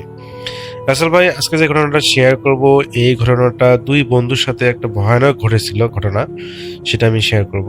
তো আমি ঘটনাটা চলে যাচ্ছি। তো রাসেল ভাই, ঘটনা শুরুর আগে একটা কথা না বললেই নয়। এই ঘটনাটা আমাকে শেয়ার করেছেন রাকিব। তার বাড়ি হচ্ছে রংপুরের কোনো একটা জায়গায়। সঙ্গত কারণে তার অ্যাকচুয়ালি অ্যাড্রেসটা বলা যাচ্ছে না। তো রাসেল ভাই, ঘটনাটা আজ থেকে প্রায় 15 বছর আগের। ঘটনাটা ঘটেছিল রাকিবের এলাকার দুই বন্ধুর সাথে। এক বন্ধুর নাম হচ্ছে মানিক আর একজনের নাম হচ্ছে বিপ্লব। তো মানিক এবং বিপ্লব ছিল ছোটবেলার বন্ধু। ওদের গ্রামটা ছিল বেশ পুরনো। গ্রামের একপাশে বিশাল এক হিন্দু পাড়া, আর তার ঠিক পাশের একটা পুরনো নদী। নদীর একদম কিনারায় ছিল গ্রামের শ্মশান। এটা আসলে হিন্দু পাড়ার শ্মশান বলে সবাই চেনে। তো চৈত্র মাসের খরা চলছিল তখন। চারিদিকে খাকার রোদ আর শুকনা বাতাস আর প্রচন্ড রোদ। মানুষ আসলে দিনের বেলা চলাফেরা করলে খুবই ক্লান্ত হতো এই রোদের কারণে, এতটাই উত্তাপ বা তাপ ছড়াচ্ছিল দিনের বেলা। তো ঘটনার দিন ছিল, সেদিন ছিল অমাবস্যার রাত। মানিক আর বিপ্লব গিয়েছিল পাশের গ্রামের এক মেলা দেখতে। তো তারা আসলে জানতো না যে সেদিন আসলে অমাবস্যার রাত।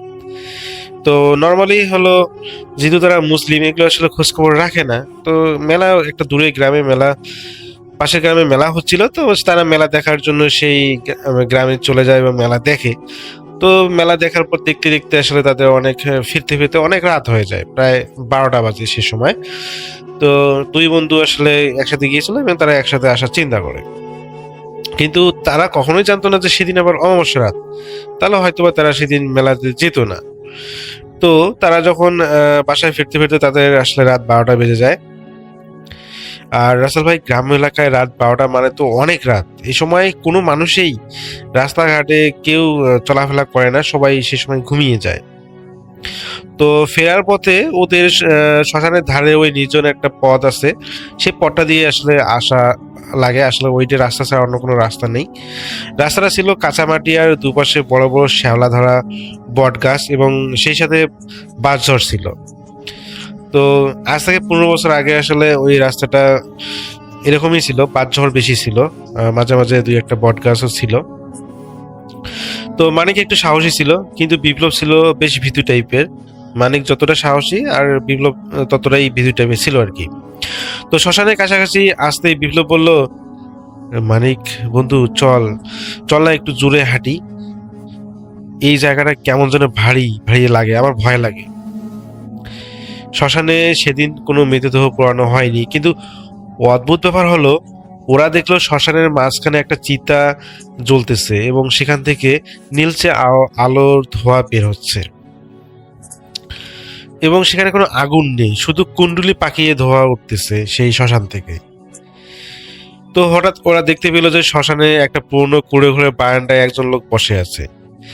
অথচ মানিকের স্পষ্ট মনে আসে, যাওয়ার সময় তো তারা এই পথ দিয়ে গিয়েছিল এবং এখানে কোনো ধরনের যে মানুষ পোড়ানোর কোনো আয়োজনই ছিল না। কিন্তু এখন তারা দেখতেছে সেই শ্মশানে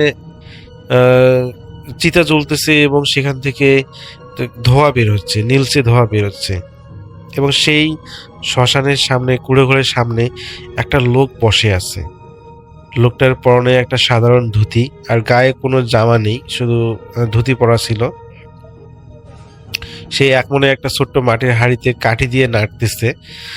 তো মানিক ভাবলো যে হয়তো শ্মশানের কোনো তান্ত্রিক বা ডোম হবে, যারা আসলে ওই লাশ পড়ে আর কি, তাদেরকে ডোম বলে। কিন্তু অদ্ভুত বিষয় রাসেল ভাই, লোকটার সামনে কোনো আলো নেই, অথচ সে অন্ধকারে সব করে যাচ্ছে। নর্মালি কিন্তু ওখানে যারা ওরা জানে যেটা, যে বা আমরা জানি যে যখন কোনো মুর্দা পোড়া হয়, পোড়ার শেষ পর্যন্ত কিন্তু যে দায়িত্বে থাকে তাদের কাছে কিন্তু আলো থাকে বা হারিকেন থাকে, কোনো কিছু থাকে। কিন্তু এই ডোমটার কাছে কিছুই নেই, সে শুধু সেখানে বসে আছে এবং সে কোনো কিছু একটা হাড়ির মধ্যে নাড়তেছে। তো মানিক এবং বিপ্লবের দুজনের পা ওখানে যেন জমে গেল এটা দেখে। তো ওই লোকটা বিপ্লবের নাম জানলো কি করে, সরি এখানে। তো বিপ্লব যেহেতু একটু ভীতু টাইপের ছিল, তো সে মানিককে বললো, বন্ধু ওইদিকে তাকাস না, চল আমরা এখান থেকে চলে যাই। ঠিক ওই মুহূর্তে লোকটা মুখ তুলে তাকালো তাদের দিকে। তার কণ্ঠস্বর ছিল খুবই ধীর আর শুকনো, যেন অনেকদিন পানি খায়নি এমন কেউ বলছে। তো সে বলল যে মানিক বললো যে, বিপ্লব মেলায়, সে লোকটা বললো যে, কিরে বিপ্লব, মেলায় তো ফিরলি, আমার জন্য কিছু আনলি না?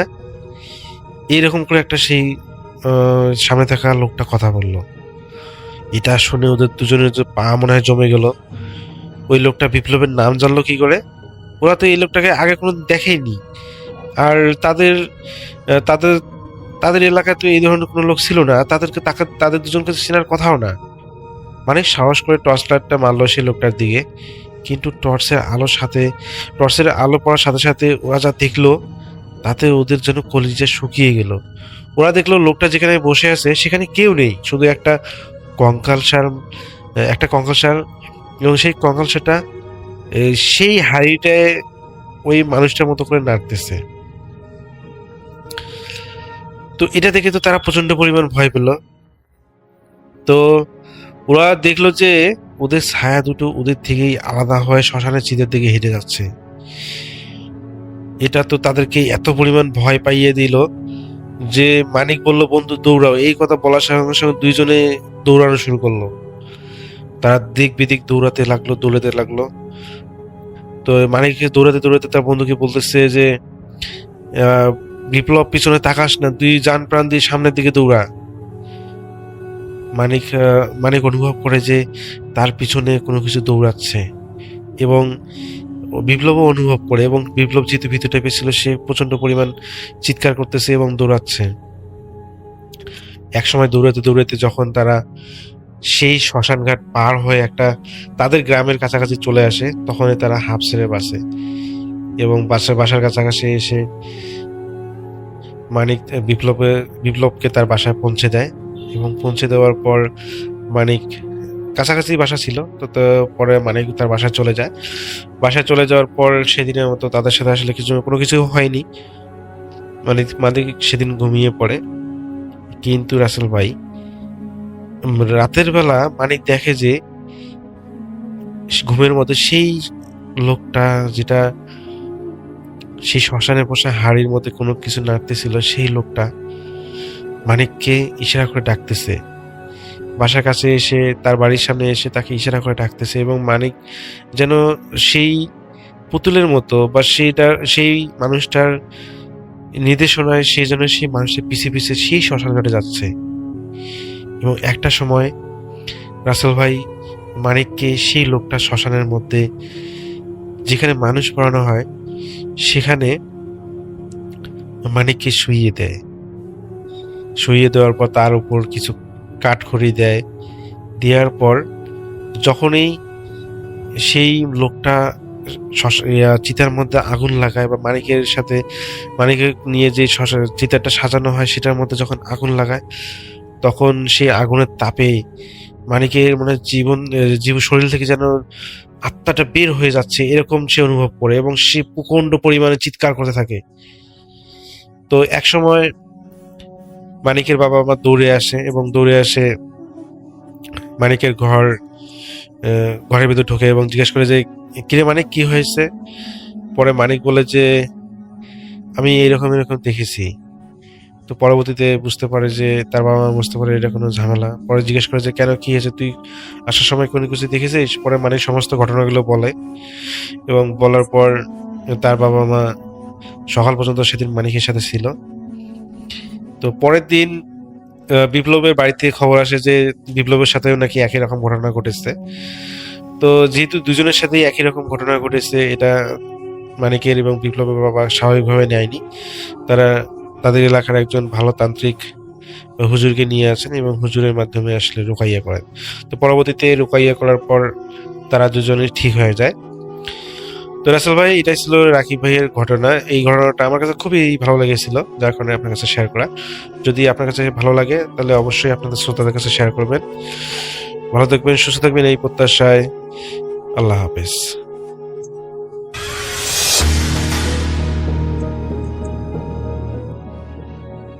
আমরা চলে যাব আমাদের পরবর্তী অতিথির কাছে। আপনার নামটা প্লিজ একটু বলবেন, আপনি কোথা থেকে এসেছেন সেটা বলবেন, তারপরে আপনার ঘটনায় যাব। Okay, first of all thank you Russell ভাই। আমি সাকিব, আমি খিলকিত নিকুঞ্জপুর থেকে আসছি। এর আগে কোন এপিসোডে আমি আমার বাসা নিয়ে একটা ঘটনা বলছিলাম। তো ঘটনাটা তখন এরকম ছিল যে আমরা কোনো কিছু ফিল করতে পারি যে ওয়াশরুমে কেউ যাচ্ছে, বা ওয়াশরুমটা আমরা গেলে ওয়াশরুমটা অনেক গরম পাচ্ছি, মানে কেউ ইউজ করে আসছে, এরকম পাইতাম। মনে হচ্ছিল যে কেউ একজন ওয়াশরুম ইউজ করে সরাসরি সে বেডের মধ্যে ঘুমায় পড়ছে। এই টাইপের। বাট রোজার মাসে যেটা হয়েছে যে আমার ফ্রেন্ডরা হচ্ছে 12 তারিখের মধ্যে চলে যায়, যার যার ডিস্ট্রিক্ট চলে যায় ঈদ করার জন্য। আমার অফিসিয়াল ইম্পর্টেন্ট কিছু কাজের জন্য আমাকে এবার ঢাকা ঈদ করতে হয়েছে আর কি। তো আমি 13 তারিখের পর থেকে যেটা ফিল করি যে আমরা যে ফিল করতাম যে কেউ একজন আসতেছে, ডিরেক্ট হয়ে যাচ্ছে, কাউকে কোনো ডিস্টার্ব করতো না। তো আমি 14 তারিখ নাইটে যা দেখি যে আমার রুমটাতে প্রচুর সাউন্ড হচ্ছে। তো সাউন্ডে আমার ঘুম ভেঙে যায়। তো ঘুম ভাঙার পর আমি যেটা দেখি একটা ফেস, যে ফেসটা হচ্ছে এরকম ছিল, খুব ফ্যাকাশি টাইপের একটা ফেস, বাট এটা আমার দিকে করুণ দৃষ্টিতে তাকিয়ে আছে। আমি প্রচন্ড রকম ভয় পাই। তো ভয় পাওয়ার পরে হচ্ছে লাইট অন করে দিই রুমের। তো তারপরে কিছুক্ষণ একাই বসে থাকি। বসে থাকার পর হচ্ছে আমি একটু হাঁটাহাঁটি করি। তো সিঁড়ি পর্যন্ত ওয়েট করতেছিলাম। তো সিঁড়ি করে আমি আর ঘুমাই না ঘুমাই বসে ছিলাম ইয়ার পর্যন্ত। তারপর যখন আলো ফোটে বাহিরে, তারপর আমি বাইরে একটু হাঁটতে যাই। তো রাসেল ভাই তারপর হচ্ছে যে এইভাবে চলছে যে বিভিন্ন সাউন্ড, কিচেনের সাউন্ড শুনতে পাচ্ছিলাম, প্রচন্ড একা একাই ভয় পাচ্ছি। কারণ হচ্ছে বাসায় আমি একা ছিলাম, এই জন্য খুবই ভয় পাচ্ছিলাম। তারপর একটা আমার ছোট ভাই, ওর বাসা হচ্ছে কুমিল্লাতে। তো ও বলে যে ভাই ঢাকায় কেন ঈদ করবেন, আপনি চাইলে কুমিল্লা থেকে ঈদের পরের দিনও ঢাকায় ব্যাক করতে পারবেন। আমি ওদের কুমিল্লায় চলে যাই ঈদ করার জন্য। তো ঈদের হচ্ছে চাঁদ রাতের দিনে যেটা হয় যে আমি একটু শুয়ে পড়ি। শুয়ে পড়ার পর হচ্ছে আমার হঠাৎ করে ঘুম ভেঙে যায় আর কি। তো ঘুম ভেঙে যায়, স্বপ্নে ওই ফেসটা দেখতে পাচ্ছি, যেটা হচ্ছে খুবই ফ্যাকাশি টাইপের একটা ফেস আমার দিকে তাকিয়ে আছে। তো ওঠার পর ও বলছে যে ভাই ওয়াশরুমে যাবেন নাকি, না বললাম আমি পানি খাবো। তো পানি খেয়ে আমি আবার শুয়ে যাই আর কি। তো শোয়ার পর হচ্ছে সকালবেলা ঈদের নামাজ টামাজ পড়ি, কিন্তু আমার খুব অস্থির লাগতো আর কি। মানে কোথাও আমি মানে স্থির থাকতে পারছি না। মানে কেমন জানি কোথাও মনে হচ্ছে যে রুমে আসছি মানে অস্থির লাগছে, বাইরে গেলে ভালো লাগবে, বাইরে গেলাম দেখা যাচ্ছে বাইরেও অস্থির লাগতেছে, মানে সব কেমন জানি একটা ফিল করতেছি আমি। তো তারপর আমি ঈদের পরের দিনে আমার ও জায়গাও ভালো লাগতেছে না, তারপর ঈদের পরের দিন ঢাকায় ব্যাক করি আমি। তো আবার সেই অদ্ভুত সেই ভয়ঙ্কর বাসায় আমাকে থাকতে হবে একাই। তো আবার আমি বাসায় থাকা শুরু করলাম। তো তারপর ঈদের 3য় দিন আমি বাসা থেকে আম্মু ফোন দিল যে তুমি তো ঈদে আসলা না, তো আসো। পরে আমি আমার এমডি কে বলি যে স্যার আমার তো খুবই খারাপ লাগছে, সিক হয়ে যাচ্ছি, আর আমার মানে খাওয়ার রুচি খাইতে পারছি না, সবসময় একটা আতঙ্কে থাকি যে কখন এই ফেসটা আমি দেখবো, এরকম আর কি। তারপর আম্মু বললো বাসায় চলে আসো। পরে বাসায় যাই। তো বাসায় যাওয়ার পর দেখা যায় যে আমি না থাকলে আমার রুমটা অলওয়েজ লক থাকে আর কি। আমি তো সেই দিন রাতে ডিনার কমপ্লিট করে আমি ঘুমাই পড়ি। তো 12:30টার দিকে আমি আবার ওই ফেসটা দেখতে পাচ্ছি, মানে যে ফেসটা মানে খুবই একটা অদ্ভুত একটা ফেস, যেটা হচ্ছে ওই দিন যেটা আমি আগে যেরকম দেখতাম যে অদ্ভুত দৃষ্টি তাকিয়ে আছে, বাট সেই দিন হচ্ছে আমার রুমটা পুরাটা একটা মানে ধোঁয়াশি টাইপের হয়ে গেছে। আর ওটা আমার দিকে দেখে হাসছে, যে হাসিটা খুবই একটা মানে উইয়ার্ড ছিল, যেটা আমাকে খুবই ভয় পাইয়ে দিছে। আমি পরে চিল্লাচিল্লি শুরু করি, পরে আম্মু এসে, তো তারপর আমি সেন্সলেস হয়ে যাই। পরে সেন্স আসার পর দেখি যে বাসায় অনেক লোকজন। তো তারপর আমাদের পার্শ্ববর্তী হুজুর ছিল মসজিদের, তো উনি আসার পর যেটা বলে যে কি কোনো একটা কিছু প্রজেক্ট করছে খারাপ আত্মা। তারপর আমি আগের ঘটনাগুলো ওনাকে বলি। তো বলার পর উনি আমাকে তাবিজ দেয়। তো দেওয়ার পর হচ্ছে বলে যে এটা তোমার গলায় বা হাতে দেওয়ার কোনো দরকার নাই, বাট তোমার যে রুমে প্রবলেম হচ্ছে ওই রুমের কোনো এক কোনায় রেখে দিবা। রাসেল ভাই আমি আমার রুমে রেখে দিচ্ছি, তাবিজটা এখনো আছে। তো তারপর থেকে মোটামুটি এখন সব ইনভারমেন্ট এখন ওকে। Thank you. অনেক ধন্যবাদ আপনাকে আপনার ঘটনার জন্য। আমরা চলে যাব আমাদের পরবর্তী অতিথির কাছে। আপনার নামটা প্লিজ একটু বলবেন, কোথা থেকে এসেছেন, তারপরে আপনার ঘটনা শুনবো। Thank you very much Rasel ভাই। আমি Abir Hossain Jony, ghost hunter investigators. আমি আমার ঘটনাতে যাচ্ছি। চাঁদপুরে আমরা একবার বেড়াতে গিয়েছিলাম। তো সেখানে যাওয়ার পরে একদিন রাত্রে আমরা ঠিক রাত্রে 11টা বাজে, তো আমরা খাওয়া দাওয়া শেষ করে জি বলেন। খাওয়া দাওয়া শেষ করে তখন বাজে ঠিক রাতের 11টা। তো যে বাসাটার মধ্যে আমরা আছি ঠিক সামনে ঘরটা একটু উঁচু, তো সামনে একটা খালি মাঠ আছে, তার পাশে একটা মানে অনেক গাছগাছালি একটু ঝোপঝাড় আছে ওইখানে। তো আমরা ওইখানে আমরা গেছি, নিচে যাওয়ার পরে ওখানে যে কথাবার্তা বলছি, আমাদের সবাই ছিল এখানে। তো ওইখানে কথা বলার পরে ঠিক ওই ঝোপের ভেতরে তাকিয়ে দেখি যে খুব বৃদ্ধ একটা মহিলা হাতের মধ্যে কুপি নিয়ে ওই ভেতর দিক দিয়ে আসতেছে।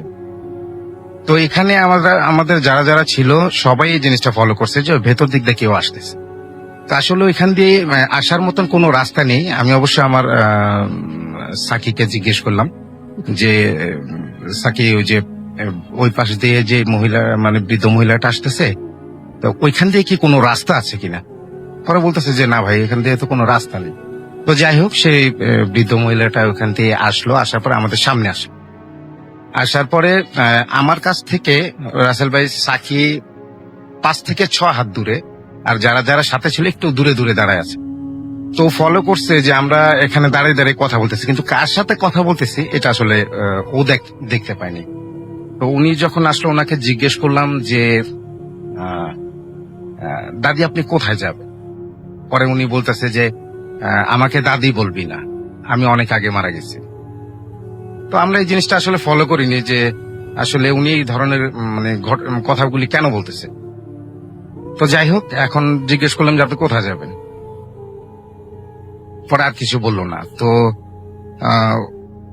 কিছুক্ষণ পরে আমাদের সাথে আর যারা যারা ছিল সবাই একই প্রশ্ন করছে, আপনি কোথায় যাবেন, আর কিছু বলে নাই। পরে ওনাকে নিয়ে তো আমি জিজ্ঞেস করলাম আপনি কোথায় যাবেন। পরে উনি সেই আমি সামনে একটা খাল ছিল, তো খালের সামনে একটা বাঁশঝাড় ছিল, তো বাঁশঝাড়ের সামনে মানে খালটার যেখান দিয়ে পানি বেশি ছিল ঠিক ওই পাশ দিক দিয়ে উনি খুব ছোটখাটো একটা বৃদ্ধ মহিলা ছিল। তো উনি যখন ওই বাঁশঝাড়ের ওখান দিয়ে যেতে যাচ্ছে, তো ওইখানে পানিটা ছিল অনেক প্রচুর, হাঁটু সমান পানি হয়ে যায়। তো তার পাশ থেকে যদি যায় তাহলে মানে অনেক কম পানি হয়। তো উনি ওইখান দিয়ে না যেয়ে সেই বাঁশঝাড়ের ওই পাশ দিক দিয়ে এত পানির মধ্যে দিয়ে উনি নেমে ওই পাশে চলে গেছে। তো আমরা টর্চ লাইট ধরে ধরে ওনাকে আগে দিয়ে আসলাম। তো উনি ওই পারে যাওয়ার পর আমার সাথে যারা ছিল ওরা বলতেছে যে ভাই ওই পারে জানি 2টা বাচ্চা হাসতেছে। তো আমি বললাম যে কি ব্যাপার, ওই পাশে বাচ্চা করতে আসবে, আমি তো কিছু দেখতে পারতেছি না। তো বলতেছে যে ভাই আপনি একটু ভালো করে ফলো করেন। তো আমি দেখলাম, তো উনি যখন ওই পানি পার হয়ে ওই পাশে চলে গেল, চলে যাওয়ার পরে উনি একটু পিছনে ঘুরে তাকানোর পরে একটু হাসি দিল। তো হাসি দেওয়ার পরে তো ওদেরকে আমি বলতেছি তোমরা কই, কিছু দেখতেছি না, তো এখানে তো আর কিছুই নাই। পরে ভাই আপনি একটু ভালো করে ফলো করেন। আমি বলি যে ঠিক আছে, এখানে আর বেশিক্ষণ লেট করার দরকার নেই, তো আমরা সামনে চলে যাই। তো এখান থেকে আসা ওইখানে ওনাকে পার করে দিয়ে আসার পরে সামনে আসলাম। আমি কি সাকিকে জিজ্ঞেস করতেছি, সাকি যে আমি যে এখানে দাঁড়া যে একটা বৃদ্ধ মহিলার সাথে কথা বলতেছিলাম, হাতে কুপি ছিল, তো তাকে কি তুমি দেখছো কিনা? পরে বলে যে না, আমি তো ভাইয়ের আপনি কথা বলতেছিলেন কিন্তু আমি তো কাউকে দেখি নাই, এখানে কোনো বৃদ্ধ মহিলা বা এরকম কোনো কিছু ছিল না, আমি তো আপনাদের কাছ থেকে বেশি একটা দূরে না। পরে আমি বলি কি বলে এটা? তো এই আমাদের সাথে যারা যারা ছিল সবাই ভয় পেয়ে গেছে যে আসলে সাকিব ভাই কিছুই আপনি দেখেন নাই। বলেন আমি তো কিছুই দেখি না, আমি তো বেশি একটা দূরে না, হাতে 5 থেকে 6 হাত দূরে। তো এই জিনিসটা নিয়ে সবার ভিতরে একটু ভয় আইসা পড়লো যে আসলে কি হইলো। পরে রাত্রেবেলা সব মানে কেউ রাতেবেলা ঘুমাইতে পারে নাই। তারপরের দিন সকালবেলা রাসেল ভাই এই ব্যাপারটা নিয়ে আমরা অনেক কথাবার্তা বললাম। এই বৃদ্ধ মহিলাটা কোন বাড়িতে থাকে সেই জায়গাটাও খোঁজ করলাম, কিন্তু ওনাকে আর খুঁজে পাওয়া যায় না। তো এরকম অনেককে জিজ্ঞেস করছি যে এরকম কোন বৃদ্ধ মহিলা কি এখানে থাকে? পরে বললো যে না, এখানে এই ধরনের কোনো মানুষ তো থাকে না। ওকে, আর রাসেল ভাই আমার ঘটনাটা এই পর্যন্ত। Thank you so much. চলে যাচ্ছি আমাদের পরবর্তী অতিথির কাছে। আপনার নামটা বলবেন, কোথা থেকে এসেছেন, তারপর আপনার ঘটনা শুনবো আমরা। ধন্যবাদ রাসেল ভাই। হ্যালো লিসেনার্স, আমি রায়হান আহমেদ রাকিব। আমি কদমতলী থানার অন্তর্গত মিরাজনগর এরিয়া থেকে এসেছি। জি, তো আমার ঘটনা আজকেই ঘটেছে। আজকে সকালে আমরা কিছু ফ্রেন্ড মিলে এবং কিছু মানে বড় ভাই মিলে আমরা একটা জায়গায় ঘুরতে যাই। তো এই জায়গাটা হচ্ছে নারায়ণগঞ্জ জেলায় সিদ্ধিরগঞ্জ থানার অন্তর্গত কপোতাক্ষ নদীর ওপারে বিআইডব্লিউটি এর একটা পরিত্যক্ত ডকইয়ার্ড রয়েছে, যেটা ইস্ট ইন্ডিয়া কোম্পানি তৈরি করেছিল এবং সেখানে আগে জাহাজ তৈরি হইতো। এখন আপাতত ওই ওয়ার্কশপটা বন্ধ আছে। তো আমরা আজকে সকালবেলা সেখানে যাই, মানে কৌতূহলী নিয়ে। আমাদের অনেকেই ইনফরমেশন দিয়েছে যে এখানে নাকি ব্যাপার হয়।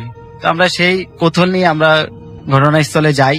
সেখানে গিয়ে আমাদের প্রথমে দেখা হয় ওই ঘটনার ওই স্থানের প্রহরী। দেখলাম যে অনেক মোটা একটা গেট মেশিন ঘরের এবং অনেক বড় একটা তালা ঝুলানো।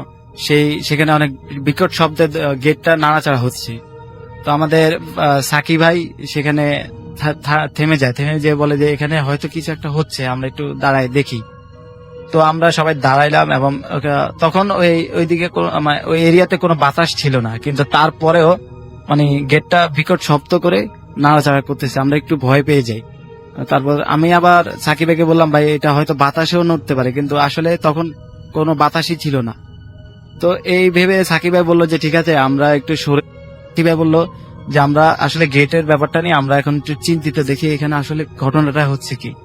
তো এই ভেবে সাকিব ভাই আমাদের আমরা দুইটা টিম ভাগ হয়ে যায়, ভাগ হয়ে একটা টিম এক রাস্তা দিয়ে যায়, আরেকটা টিম আমরা গেটের সামনে এসে আবার একটু দাঁড়াই, এবং দাঁড়ানোর সাথে সাথে গেটটা আবারও নড়াচড়া শুরু করে। তখন আমাদের মধ্যে একজন হৃদয় ভাই ছিল, হৃদয় ভাই বলে উঠলো যে আমরা আসাতে কি আপনি বিরক্ত নাকি, এখানে কি কেউ আছেন, থাকলে একটু সাড়া দেন। তো দরজাটা আবার একটু নাড়া দিল। নাড়া দেওয়ার পরে হৃদয় ভাই তখন বললো যে আমরা কি আপনাকে বিরক্ত করতেছি, যদি আপনি বিরক্ত হন তাহলে দরজা নাড়া দেন, আর না হলে দরজা নাড়া দিয়েন না। তো দরজার তখন ওই মুহূর্তে আর দরজা কোনো নাড়া দেয়নি, তালাও নড়েনি, কোনো শব্দ হয়নি। তখন হৃদয় আবার বললো যে আপনি কি এখানে একাই থাকেন নাকি আরো অনেকেই থাকে। তো সাথে সাথে তিনটা ওয়ার্কশপ পাশাপাশি যে ছিল, তিনটা দরজা জোরে শব্দ করে নাড়া দেওয়া শুরু করেছে, এবং এরপরে আমরা প্রচন্ড ভয় পেয়ে যাই, এবং আমরা ভয় পেয়ে এখান থেকে সরে আসি। তখন বাহাদুর ভাই যেটা বললো যে আমরা আসলে যে এখানে কিছু একটা আছে, আমরা এটা উপলব্ধি করতে পারি, এবং এখানে তারা কারো কোনো ক্ষতি করে না, এরা এখানে এইভাবেই থাকে। এবং আপনারা সেটার ভিডিও নিয়েছেন? হ্যাঁ, আমরা সেটার ভিডিও আমাদের মোবাইলে। আপনার সঙ্গে আপনার টিম মেম্বার আছে আর একজন, আমরা তার কাছে চলে যাই। আপনার নামটা প্লিজ একটু বলবেন, আপনি কোথা থেকে এসেছেন, আপনার বাসা কোথায় সেটা বলেন একটু প্লিজ। আসসালামু আলাইকুম রাসেল ভাই, ধন্যবাদ আমাকে সুযোগ দেওয়ার জন্য। আমি আসছি বাসাবো থেকে, সবুজবাগ থানার অন্তর্গত এলাকা। আমি এই টিমের একজন মেম্বার। তো আমার যে ঘটনাটা ছিল সেটা এক্সপিরিয়েন্স হয়েছে আমাদের চাঁদপুর। জি, চাঁদপুরে আমরা সবাই যাই বেসিক্যালি। সেখানে তখন রাহান ভাই ছিল না, সাকিব ভাই, আমি, জনি ভাই, কালাম ভাই যিনি আসেনি আজকে, তারপর মাহমুদ মামা, সবাই যায়। তো সেখানে যাওয়ার পর আমরা আসলে বিষয়টা কি, আমরা সব জায়গায় ঘুরতে একসাথেই যাই, আমাদের একটা মানে বন্ডিং হয়ে গেছে। তো সেইখানে আমরা যখন ঘুরতে যাই আমাদের একটা মানে ভিতর থেকে সবারই একটা জিনিস কাজ করে যে প্যারানর্মাল বিষয়গুলো নিয়ে যে আমরা একটু সার্চ করতে চাই, মানে এটা আমাদের একটা ইচ্ছা, মানে কৌতূহল। তো সেখানে যাওয়ার পর যখন আমরা একটা ঘটনা শুনলাম যে অনেক বছর আগের দুইটা পুরাতন কবর, স্বামী স্ত্রী, তারা মানে ওই পরিত্যক্ত কবর ওইখানে, মানে শুধু ওই দুটা কবর এবং আরো কতগুলো বাচ্চা মারা গিয়েছে, তাদেরকে ওইখানে কবর দেওয়া হয়েছে। এবং ওইখানে একজন ফাঁসি দিয়ে নাকি মারা গেছে, একটা মেয়ে, যেটা আমরা শুনছি ওই গ্রামেরই একজন প্রত্যক্ষদর্শীর সাথে বাসিন্দা। তো শোনার পরে আমরা ডিসিশন নেই যে আজকে রাত্রে ওইখানে যাব। আর আরেকটা বিষয় রাসেল ভাই, আরেকটা জিনিস আমাকে মানে আমাদেরকে বলা হয়েছিল যে ওই কবরটার পাশে যখন একটা গরু, গ্রামে তো গবাদি চাষ হয়, গরু বেঁধে রেখে আসা হয়েছে। তো আপনার সেইখানে ওই গরুটাকে নাকি ঠিক সন্ধ্যার সময় একদম মাটির নিচে নিয়ে যাওয়া হয়েছে, মানে মাথা থেকে শুধু তার পিঠের অংশটুকু দেখা যাচ্ছে, বাকিটা তার মাটির নিচে। এটা প্রত্যক্ষদর্শী গ্রামের বাসিন্দা, এবং এটা অনেকেই বলছে যে ওই জায়গাটা খারাপ, ওই জায়গাটায় যায় না। তো আমরা ডিসিশনে আমরা রাত 12টায় যাব। তো আমরা যাওয়ার পরে যে জিনিসটা আমরা ফিল করতেছিলাম যে পাথর পড়তেছিল, ওই জায়গাটায় অনেক বাতাস হচ্ছিল, অনেক ঝড় তুফানের মতো দেখা যাচ্ছিল, মানে অনুভব ফিল করতেছিলাম আমরা। কিন্তু আমরা যেটা ফিল মানে দেখতেছি যে আমরা যে জায়গাটায় আছি ওই জায়গাটাই শুধু বাতাস আর ঝড়ের মতো হচ্ছে, অন্য কোথাও হচ্ছে না। তো ওইখানে আমরা অনেকক্ষণ দাঁড়ানোর পর, ঘোরাঘুরির পর একটা বাঁশ ঝাড়ের থেকে অনেক শব্দ আসে বিকট, আর দুইবার সম্ভবত গাছে থেকে কিছু পড়ে।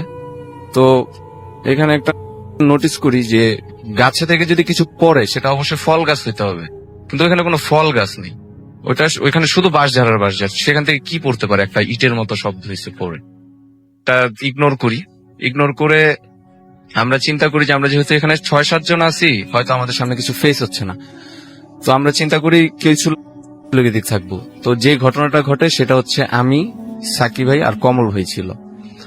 তো সেখানে হয়েছে আমরা কবরের পাশে যেইখানে গরুটাকে মাটির সাথে সাথে লাফ দিয়ে ধরি, তো ধরে ওনাকে আমি অনেকটা দেখা গেছে 3-4 সেকেন্ডের একটা ওনার সাথে আমার টানা হেঁচড়া হয়, যেই টানতেছিল। তো যাক, শেষ পর্যন্ত ওনাকে আমরা রাখতে পেরে দেখি উনি উঠেই অনবরত বমি করতেছে। আমরা মাথায় পানি দিচ্ছি, দোয়া দুরুদ যা জানি, আল্লাহর কালাম যা জানি সবগুলো পড়তেছি, ফু দিচ্ছি, নিজেকেও সান্ত্বনা দিচ্ছি, নিজেরও কন্ট্রোল করার চেষ্টা করতেছি। তো ওই অবস্থায় দেখলাম ওনার যে হাতটা ধরে টান দিছে, সেই হাতের কিছু অংশের শার্ট, উনি যে শার্টটা পরা ছিল সেটা ছিঁড়ে নিয়ে গেছে, মানে টানটা এমনই দিয়েছে। তো এটা দেখে আমরা অনেক অবাক হই। সেখানে আমরা সাথে সাথে পোড়ায় ফেলি, কারণ আমরা চাই না কোনো অশরীরিক কোনো কিছু, বা দেখা গেছে জিন যে জিনিসটা, এটা মানুষ যতই বলুক পেতনি, ভূত, আত্মা, প্রেতাত্মা, এগুলো জিনদেরই এক নাম। যেমন ইফরিত জিন হচ্ছে আপনার এই খারাপ জিনদের মধ্যে সবচেয়ে শক্তিশালী জিন। এটার উপরে কোনো শক্তিশালী জিন হয় না, ওর নাম হচ্ছে ইফরিত। তো এগুলোরই এক একটা নাম দেয়। তো সাডেন যখন ওনাকে আমি ধরে রাখছি যে ওনাকে যেন আর কোনো ক্ষতি না করতে পারে, তো সেই মোমেন্টও আরেকবার টান দেয়, এবং ওই টানটাও এত জোরালো ছিল যে আমাকে সহ ফেলে দেয়, মানে টান দিয়ে ফেলে দিয়ে চলে যায়। তো এই জিনিসটা যখন হচ্ছে তখন আমরা ডিসিশন নেই যে না, আমরা এখানে আর থাকবো না, আমরা যেটা বুঝে গিয়েছি। আমাদের অনেক ভয় করতেছিল সেই টাইমে, মানে আমরা কি করবো আমরা বুঝতে পারতেছিলাম না, পথ হারাও ফেলছিলাম। পর আমি সাকিব ভাই যেহেতু আমাদের সাথে ছিল, আমি বলছি ওই 4 জন যেখানেই আছে, 4 জন একসাথে আছে, আসতে পারবে। আমাদের সংখ্যাটা বেজোর, 3 জন, আমাদের প্রবলেমটা বেশি হইতেছে। আর ওদের যদি প্রবলেম হতো ওদের আওয়াজ আসতো, আমরা এখানে আওয়াজ করতেছি, ওরা হয়তো আওয়াজও শুনতেছে না।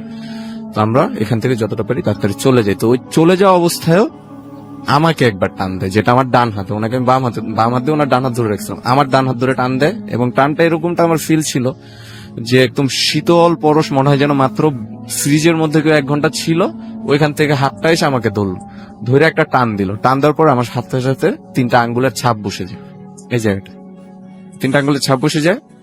তো আমরা সাথে বের হয়ে ওইখান থেকে আর কি চলে আসি। এই ছিল আমার ঘটনা। আমরা চলে যাব আমাদের পরবর্তী অতিথির কাছে। আপনার নামটা প্লিজ একটু বলবেন, আপনি কোথা থেকে এসেছেন সেটা বলবেন, তারপরে আপনার ঘটনায় যাব।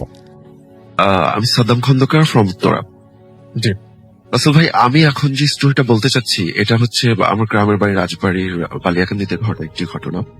ঘটনাটা শুভ এবং রাহুল কালেক্ট করে এনে দেয়। আসলে ঘটনাটা যার সঙ্গে ঘটেছিল তিনি কোনোভাবেই স্টোরিটা বলতে চায়নি। সো ঘটনাটা ঠিক এরকম ছিল। যার স্টোরি, তার নামটা হচ্ছে হাফিজুল। তা ওনার কোন একটা টাইম মনে হয়েছে যে উনি এই আধ্যাত্মিক জিনিসগুলো নিয়ে একটু কাজ করবে। তো ঠিক সেরকম একজন শেখার জন্য সেরকম একজন মানুষকে বা হুজুর কবিরাজকে তিনি খুঁজে বের করেন। তো তিনি তার কাছে গিয়ে বলেন যে আমাকে একটু শেখান। তো তিনি কোনোভাবে রাজি হচ্ছিলেন না, এবং তিনি বলছিলেন যে তুমি এগুলো শিখতে গেলে তোমার অনেক প্রবলেম হতে পারে।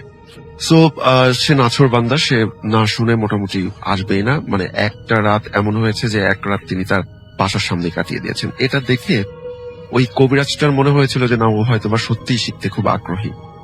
সো তাকে ট্রেন করা স্টার্ট করে, এবং তিনি ফার্স্ট তাকে যেটা বলেন সেটা হচ্ছে যে কোনো একটা অবৈধ সন্তানের ডান হাত পূর্ণিমা অথবা অমাবস্যা রাতে 1 কোপে কেটে নিয়ে আসতে হবে, গভীর রাতে। মানে একটা বাচ্চার হাত হাতে, জি। তো সে সেরকম খুঁজতে হঠাৎ ঠিক অমাবস্যা পূর্ণিমার একটি রাতে তিনি, পূর্ণিমার রাতের ঠিক 2 দিন আগে তিনি খবর পান যে একটা ক্ষেতের মধ্যে একটা শিশু এরকম আছে। তো তিনি গিয়ে একদিন রাত্রেবেলা গিয়ে তিনি হাতটা কেটে নিয়ে আসেন, এবং নিয়ে হুজুরের কাছে যান। হুজুর বলেন যে এটা নিয়ে তুমি তোমার বাসার তুমি তোমার বাসার সামনে অথবা যে কোনো জায়গায় তুমি একটু গর্ত করে পুঁতে রাখো। সো সেটাই করা হয়, এবং জি বলেন। সেটাই করা হয়, এবং তিনি মানে যিনি ম্যাজিক করেন, ব্ল্যাক ম্যাজিক করেন বা যিনি ইয়ে করেন, সেই কবিরাজ বা যিনি আছেন তিনি এই কথা বলেন। এবং আমরা মূল ঘটনায় চলে যাই প্লিজ। তিনি বলেন যে তিনি এক পূর্ণিমা রাতে বলেন যে এটা তুমি কোনো একটা নদী থেকে একদম উলঙ্গ হয়ে গিয়ে ধুয়ে নিয়ে আসবা, পরিষ্কার করে নিয়ে আসবা। তো সেটাই করা হয়। উনি যান এবং গিয়ে একটা শ্মশানের যে মানুষ মারা গেলে যে ছাই হয় সেটা দিয়ে তিনি ওই হাতটা পরিষ্কার করতে শুরু করেন।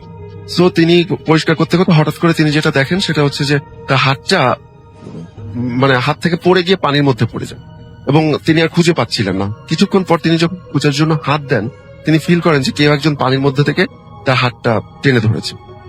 যদি জিনিসটা দেখে আসলে ভয় পান, এবং ওই কবিরাজ তাকে যেটা বলে যে কিছু মন্ত্র শিখিয়ে দেন। তিনি সেই মন্ত্র জপেন, এবং তিনি সেখান থেকে তার মনে হয়েছে যে না, হাতটা এখন ছেড়ে দিচ্ছে। তিনি উঠে আসবেন, হঠাৎ করে তিনি দেখেন যে তার পায়ের কাছে কিছু একটা বাজছে। তিনি হাত দেন এবং হাত দিয়ে দেখেন যে ওই হাতটা তো তিনি হাতটা নিয়ে যখন চলে আসেন, আসার পথে চারিপাশ থেকে ভীষণ ভাবে ঝড় শুরু হওয়ার মতো স্টার্ট হয়েছে এবং পিছ থেকে মনে হচ্ছে তার আম্মা ডাকছে বা তার পরিচিত লোকজন সবাই ডাকছে। তো তিনি কোনো দিকে না তাকিয়ে তিনি সরাসরি বাড়িতে চলে আসেন এবং ওই হুজুরের কাছে যান। হুজুর ওই হাতটা রাখেন, কবিরাজের কাছে কবিরাজের কাছে যান এবং হাতটা রাখেন। তার 2 দিন পর কবিরাজটা মারা যায়। তিনি তারপর তিনি বাড়িতে আসেন এবং বাড়িতে এসে নিজে খুব টেনশন আছেন যে কবিরাজটা মারা গেল। তো তিনি ঘুমিয়ে আছেন। তার 2 দিন পরে হঠাৎ একদিন রাতে তিনি যেটা ফিল করেন যে কি যেন তার পা টেনে ধরছে। তিনি ঘুম থেকে জেগে ওঠেন, উঠে দেখে কেউ নেই। সেকেন্ড দিন সেম ঘটনা, মানে এত জোরে চেপে ধরেছে, তিনি মানে ব্যথায় ঘুম থেকে জেগে উঠেছেন এবং উঠে তিনি যেটা দেখেন যে একটা মানে 5টা আঙ্গুল রক্তমাখা তার পায়ের ছাপ বসে আছে, মানে আঙ্গুলের ছাপ রক্তমাখা ভাবে তার পায়ের উপর লেগে আছে। তিনি সেটা দেখে ভয় পান এবং তার ওয়াইফকে ডেকে তোলেন এবং নিচে তাকিয়ে তিনি দেখেন যে মানুষের মানে রক্ত মনে হচ্ছে যে হাত, কোনো একটা হাত বা অন্য কিছু টানতে টানতে বিছানা থেকে নিচের দিকে টেনে নিয়ে যাওয়া হয়েছে এবং সেটা সম্পূর্ণটাই রক্ত। তো তিনি ভয় পান এবং তার ওয়াইফকে ব্যাপারটা জানাজানি, যখন সবার কাছে জানাজানি হয় তখন উনি আরেকজন হুজুরের কাছে যান এবং হুজুর তাকে পানি পড়া বা নানা রকম জিনিস দেন। তো তার অনুযায়ী এখন তিনি মোটামুটি সুস্থ। এই ছিল। ধন্যবাদ আপনাকে আপনার ঘটনার জন্য। হ্যালো লিসেনার্স, আশা করি ঘটনাগুলো আপনাদের ভালো লেগেছে। আমি চেষ্টা করেছি বাছাই করে ঘটনাগুলো আপনাদের মাঝে শেয়ার করার। আমি প্রতিদিনই ঘটনাগুলো বাছাই করে আপনাদের মাঝে একটি করে এপিসোড শেয়ার করার চেষ্টা করি। যদি আমার ঘটনাগুলো একটু ভালো লাগে তাহলে অবশ্যই এই চ্যানেলটি সাবস্ক্রাইব করবেন। আর আপনারা কোথা থেকে এই ঘটনাগুলো শুনতেছেন, যদি আপনাদের ঠিকানাগুলো জানান তাহলে আমি অনেক কৃতজ্ঞ হব। তাহলে আমি বুঝতে পারবো যে আপনারা কোথা থেকে শুনতেছেন। এছাড়াও আপনাদের মাঝে যদি কোনো ঘটনা থেকে থাকে তাহলে অবশ্যই আমাদের ইমেলে দেওয়া ঠিকানায় ঘটনাটা পাঠাবেন। তাহলে নেক্সট এপিসোডে আপনার সেই ঘটনাটা আমরা রাসেল ভাইয়ের মাধ্যমে অথবা আমরা নিজেরা পড়ে শোনাবো। তো ভালো থাকবেন, সুস্থ থাকবেন, এই প্রত্যাশায় আজকের মতো বিদায় নিচ্ছি। আল্লাহ হাফেজ।